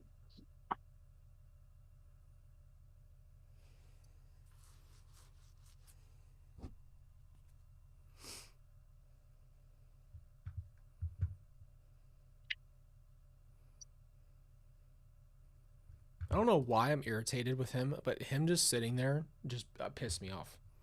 I'm just like, the second I look over there, that stupid, just no reaction face, just, it irks me. And can barely see it. It's so grainy.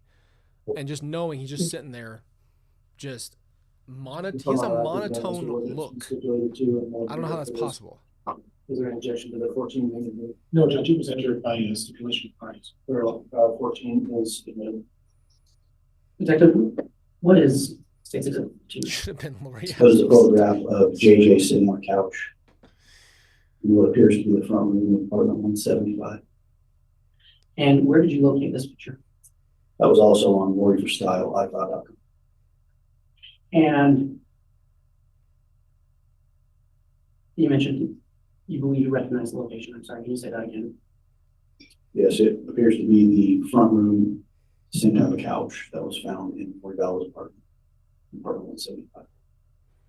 And did this picture have, well, may I publish a picture? Yeah, he doesn't care at all. At all. Not even the slightest.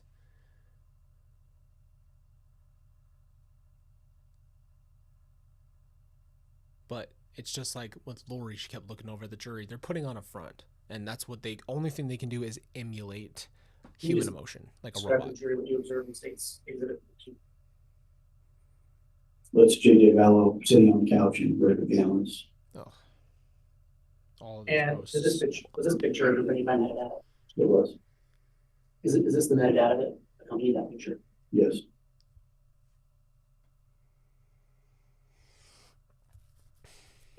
What was the date of that picture? September 22nd, 2019, Did you know what kind of day it was taken? 11:46 a.m.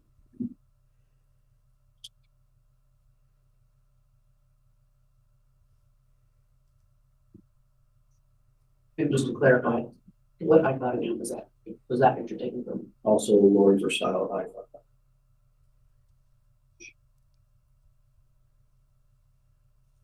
So Detective, you testified earlier that an order was served on Lori Vallow to produce her children. Correct. And I believe you already testified that she did not produce her children. Correct. What was the next step in your investigation after that?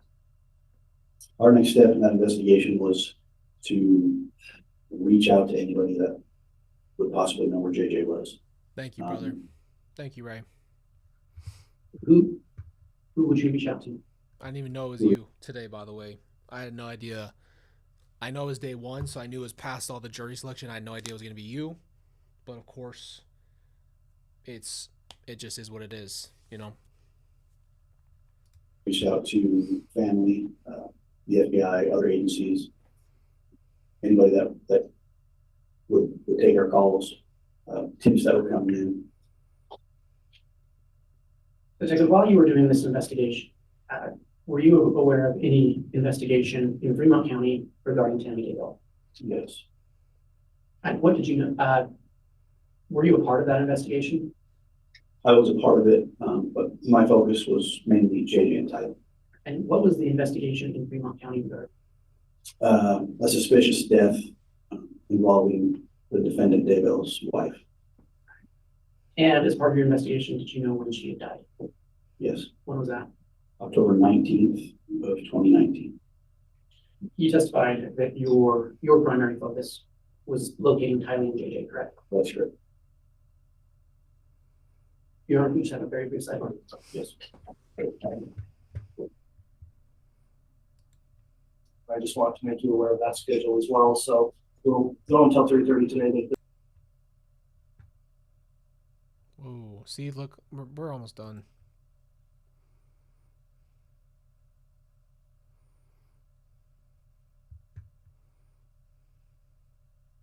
On campus, that's correct. Okay, so just to be clear, did you just misspeak when you said it was in I did. I'm going to say it right. And it's what county? Fremont County. All right, thank you. And you testified that you did a search there on January 3rd. Correct. Was that search in aid of another investigative agency? It was Which agency was that? Fremont County Sheriff's Office. And do you recall what the purpose of that search was for? I don't recall what the probable cause or the reason for the sheriff was at that time. So you didn't write the affidavit. Sure. Did you have any other occasion where you served a search warrant on Chad Daybell's residence? Yes, June 9th, 2020.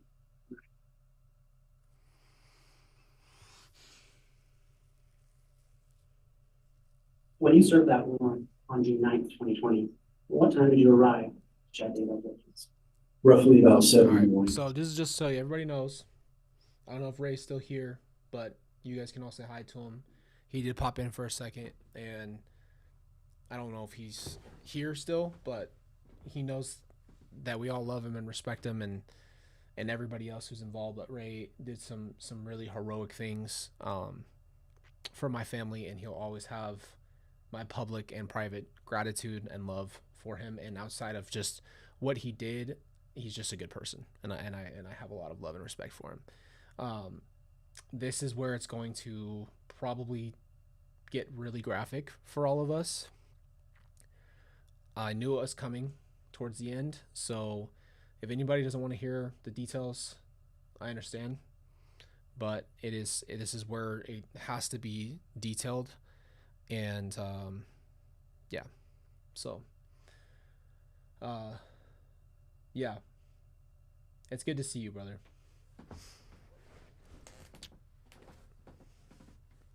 All right, ready? Your Honor, I'm going to ask that the witness be handed State's Exhibit 10A.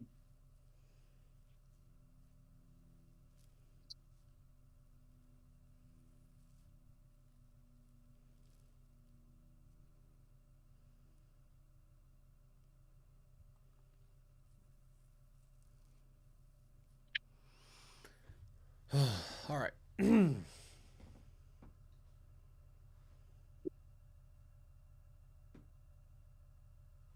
Detective, are you familiar with State's Exhibit 10A? Yes, I am. What does it want to be? It's a aerial image taken from Google Earth of the defendant Daybell's property. So, do you know who prepared that image? I did. Right. You didn't take the picture. No. 50 Shades of Ray's my Because it's a favorite. satellite photo, correct? Correct. Have you been, I believe you testified you have been to Chad Daybell's residence? Yes. Have you walked around the grounds of Chad Daybell's residence? Yes. And have you been inside his home? I have. Are you familiar with the landmarks of that residence in the yard? Yes, I am. And are you familiar with, you're familiar with the general layout of the yard and what's located in it? That's correct. And is this image an accurate representation of Chad Daybell's residence? Yes. Your Honor, for demonstrative purposes only, the state moves to admit Exhibit 10A. An objection. Objection, 1 year and 8 objection. Right. Officer, approximately how much property are we talking about? I couldn't tell you the amount of property. And the prosecuting attorney mentioned the yard. Now, I believe the yard usually means where there's grass. So you're familiar with what's on the grass, is that right? I'm not sure I understand your question. It's a Well, weird there's- question. And I'll represent to you that there's about 4.5 acres out there. Does that sound close Yeah, because it's your property. to me? Was. Okay. And I'll represent to you that there's an area that's known as the yard, that's a lawn area, that you would mow with a lawnmower. Are you following me? Yes. This is testimonial. Yeah, come on, are you following me? Yeah, I understand when you say there's grass and a lawnmower. I can follow that. I can follow it very quick. Like, come But on. I'm trying to, he says that he's familiar with the yard. Well, I understand. I think we're going into cross-examination now, which will be permitted. The question is on an issue of foundation or other objection, whether or not the exhibit is That's like admitted. asking if you know every single inch of your house to the T. That's such a stupid, like, why would that be an intelligent way to diss someone and say, oh, you don't know every blade of grass out there. There's 4 acres out there and you know every little bit of it. What? So, Mr. Pryor, what would be the foundational objection? He hasn't testified, Judge, that he's familiar with pasture, 3.5, 4 acres of property that go beyond the yard. All right, response, Mr. Wood? I think the question was adequate. All right, based on foundation and with the testimony of the witness about his knowledge of this property, court will overrule the foundation objection, allow the exhibit 10A to be admitted, and you can go into those issues before I come across, Mr. Pryor. Thank you. Mind you, and I'm just going to say this because I just fucking, like, I literally beat myself there. I said it, but I beeped myself. I don't know how I did that.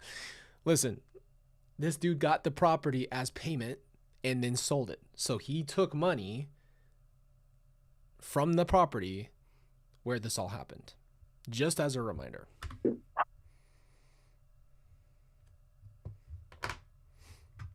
Your Honor, I'll publish that shortly. Detective, so you testified that you executed a search warrant on June 9th, 2020. Correct. What time of the day did you arrive at Chad Daybell's residence? Roughly 7 in the morning. And was it only the Rexburg Police or were there other agencies involved? At that time, there was Fremont County and Rexburg City Police that went to his house at 7. And did any other agencies help you that day on that search? They did. Who were they? The FBI ERT team, which is the evidence recovery team, the Attorney General's office, Fremont County. I believe that's it. And you testified you got there about 7 o'clock. Yes. When you first arrived, who was with you? So I do apologize. Could I have a quick sidebar with council? I'd like to discuss this with you. All right.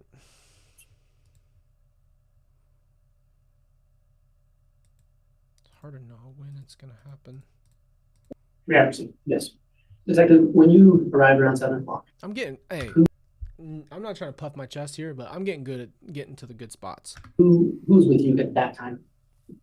There was myself, Lieutenant Ronball at the time, Detective Kai Kamani, and Detective Bruce Madigan, and also Detective Dave Stubbs.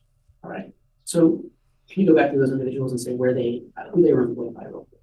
Lieutenant Ronball with Rexburg Police, Detective Stubbs is also with Rexburg Police. Detective Kai Kamani and Madigan are both with Fremont County Sheriff's Office. And just for clarity of the record, is Detective Ball still with the rest of the police? No. Okay. What organization is he with now? Madison County Sheriff's Office. And Detective Kai Kamani, was he still with Fremont County? No, he's also with Madison County Sheriff's Office. All right. That's just clarity. Thank you. So when you got there, what did you do? Initially, we knocked on the front door. We made contact with Mark Daybell, who's the defendant Daybell's son. He answered the door. He was eating a bowl of cereal. It was early in the morning. We informed Mark of why we were there and that we needed to speak with his dad. He stated his dad was still asleep, and we showed him a copy of the warrant, and he proceeded to let us in and show us where his father was. And did you make contact with How did he wake him up? Please tell me how you woke him up. Mr. Daybell that morning? We did. He showed us that he was sleeping in bedroom above a loft, above the garage. So we walked up the stairs, just a few of us. Detective Kakamani and Madden stayed back. We informed Chad that we were there and needed to speak with him. He was still asleep. He asked if he could get some clothes on. We allowed him to do that and he came downstairs with us. And did you provide a copy of the warrant to Mr. Daybell? We did. And what happened next? Mr. Daybell asked to speak with his attorney. We were standing in the kitchen area. He had a seat in the kitchen. And his attorney at the time was Mark Means. So we allowed him to speak with his attorney. At that time, Mr. Means wanted to speak with one of the investigators. Judge, I would object at this point. That's fine, Your Honor. We'll stop that. Very well. After Mr. Daybell spoke with his attorney, what was the next step in your portion of the investigation? I allowed Mr. Daybell to sit in the front room. He sat on his recliner closest to the door. His children sat on the couch in the same room. I gave Mr. Daybell a copy of the warrant, and he read through the search warrant while sitting in his recliner. Okay, you know what he was doing? He asked if He was sitting there with his, who knows, maybe he didn't care. Maybe he really wasn't that scared. I don't know. he needed to leave the residence while we conducted business. We informed Mr. Daybell he didn't need to leave the residence, but if he chose to stay, he would be accompanied by an officer just for safety purposes. After you had that conversation, what did you do?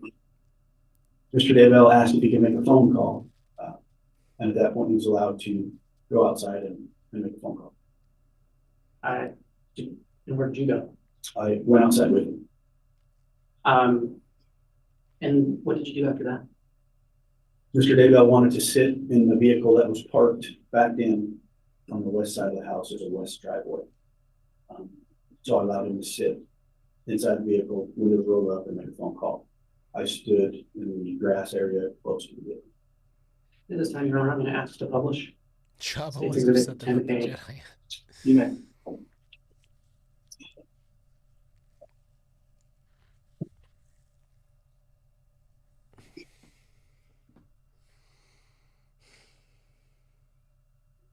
Second, do you have that pointer? Yes, I did. Can you point out where the front door of Mr. Daybell's residence is? In that image, or where it was located? There's two doors. I don't know which one Mr. Daybell used as a front door.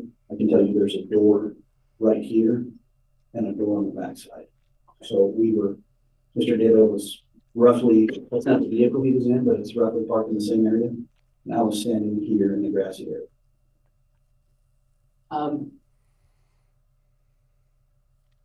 Earlier, there was some talk about the yard or the grassy area. Can you just outline for the jury where, I'm gonna call it the grass area of the yard is located on that? image? Exactly, because he doesn't want an objection over the grass being separated. The grass area is right through here.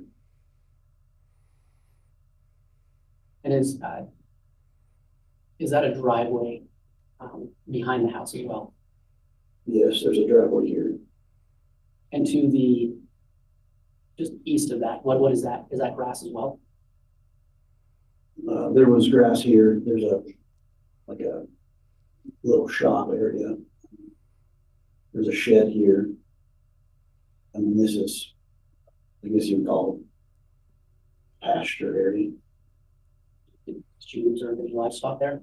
No. Detective, you testified. If you can show again where Mr. Daybell was and where you were in relation to him when he went outside to make a phone call.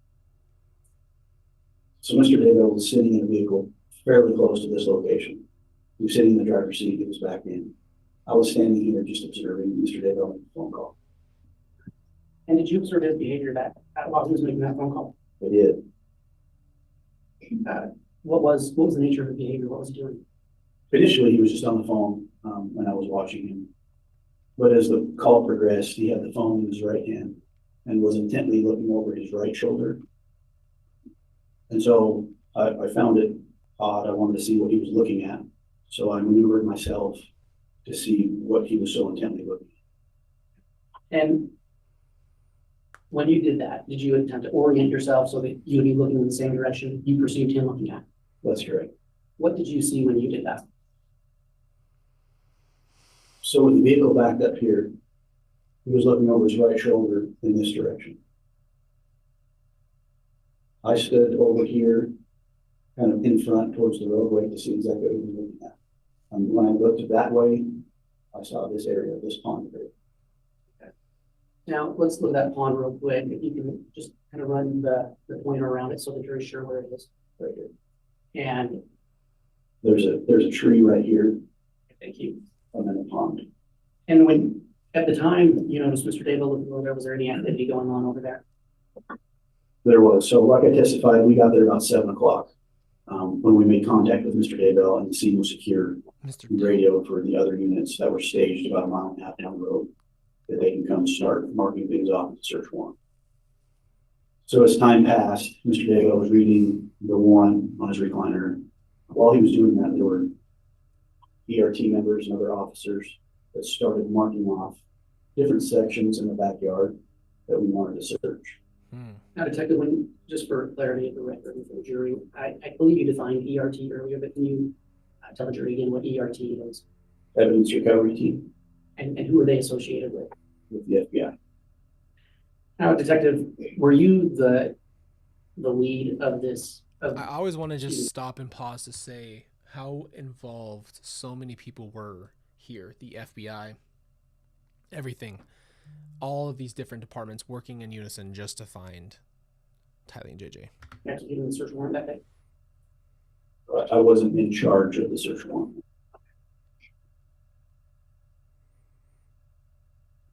So, and just for clarity again, what did you see when you looked in the direction you thought Mr. Daybell was going to happen? Or I guess what activity did you see? There were some ERT members marking off a section under this tree right next to on the east side of the pond area. So right in this general location. What did you do next in your part of the search that day? I was tasked with going into the backyard and sifting through what we determined was a fire pit. Can you show the jury on that map or on that picture where the fire pit is located? Let's see.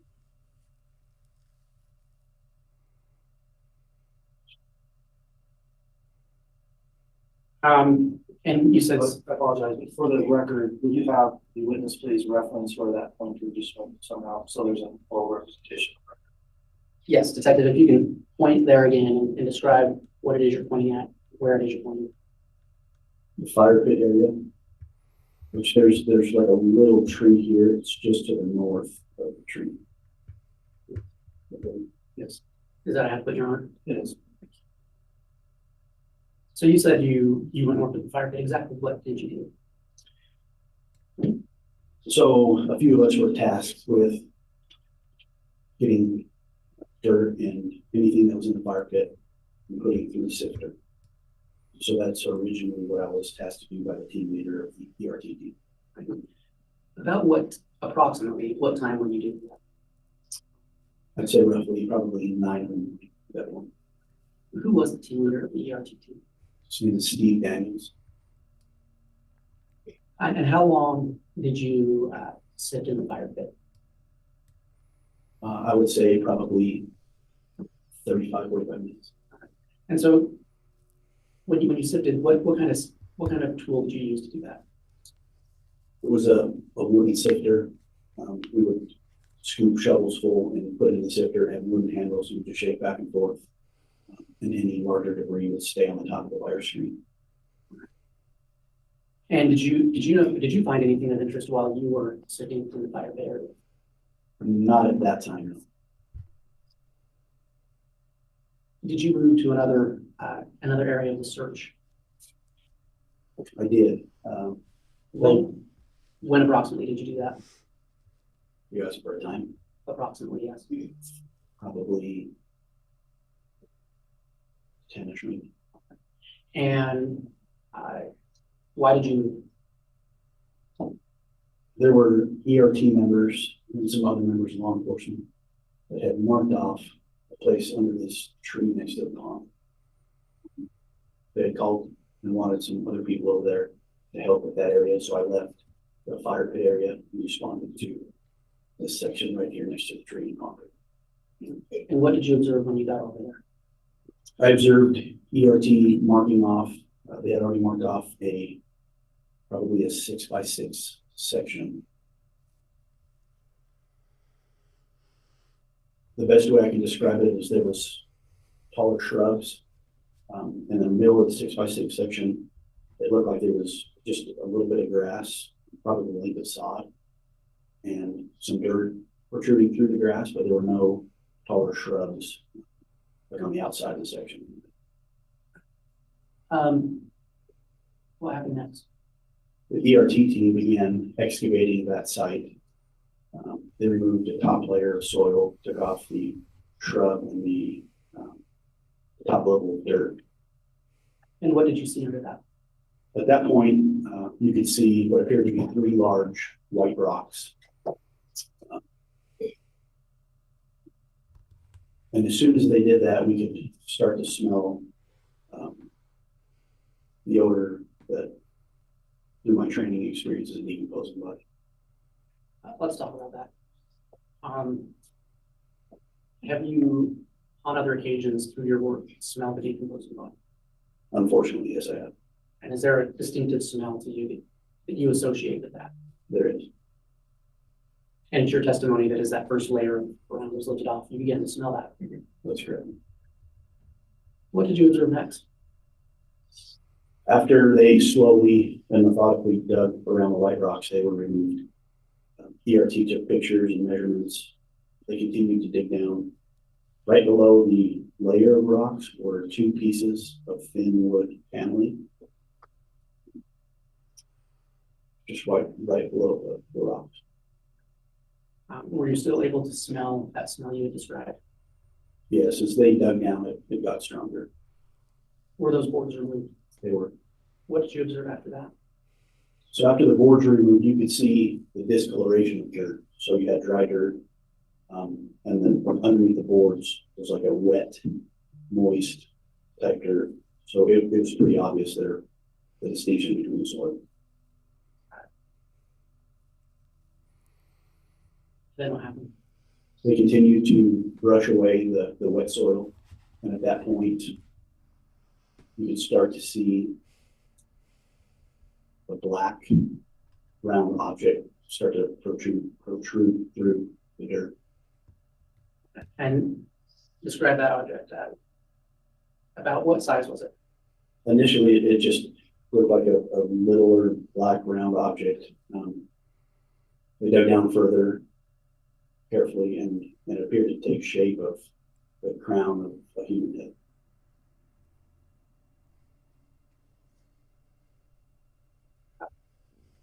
What did you do after that, or what did you observe once that was uncovered?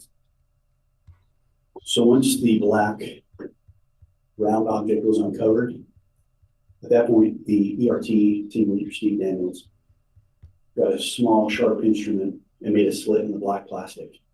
You kind of opened that up just a little bit, not to damage or manipulate any of the evidence. But underneath the black plastic was another white layer of plastic. So he used that same instrument and cut a slit down the white plastic and kind of opened it up.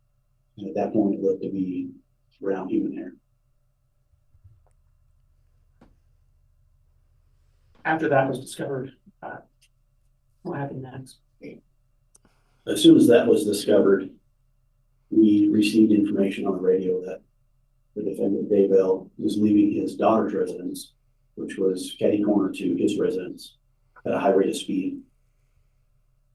At that point, Mr. Daybell was pulled over and subsequently placed in custody.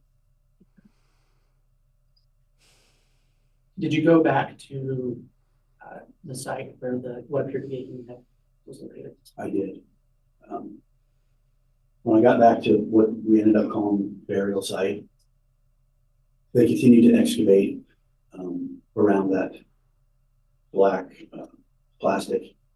And after they excavated and took the dirt off the plastic, it revealed what appeared to be a small body wrapped in black plastic with duct tape around it.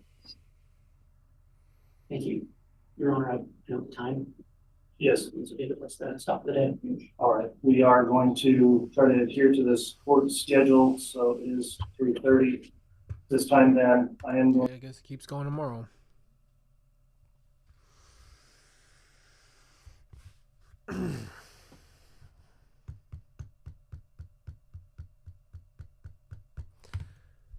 What I'll say is, for anybody who's lost somebody, if you've ever had someone you love killed, the peace you find in the whole thing is that they aren't in there. They're not being tortured. And they're not going through that anymore. It doesn't make it less hard or brutal or any less demonic or traumatizing. But it will give you a little bit more peace. Just being able to realize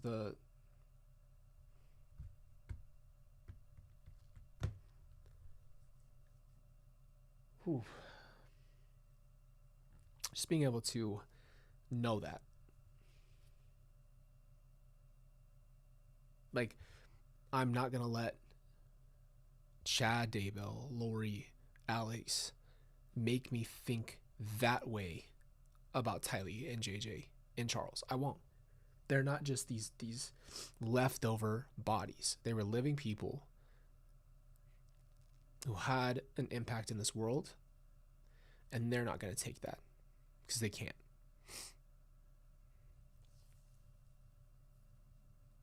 Doesn't make it any less hard.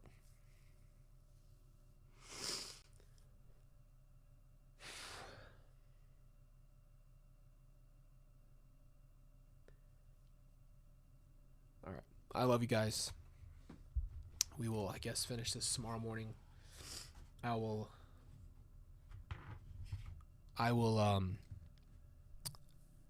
post on the community tab for you guys so you'll know when we're going live tomorrow, and we'll finish this off. We're going to run it.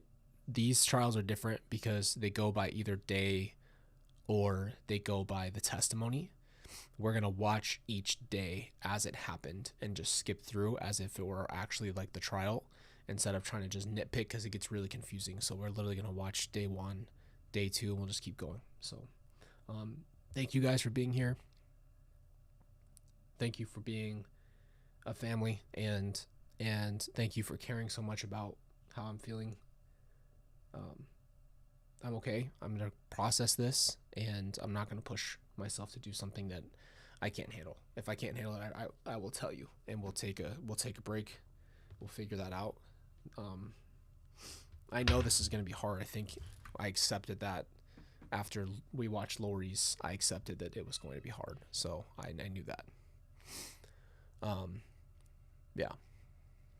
So, all right. Thank you guys for being here. I will see you tomorrow. I will let you know on the community tab when that's going to be.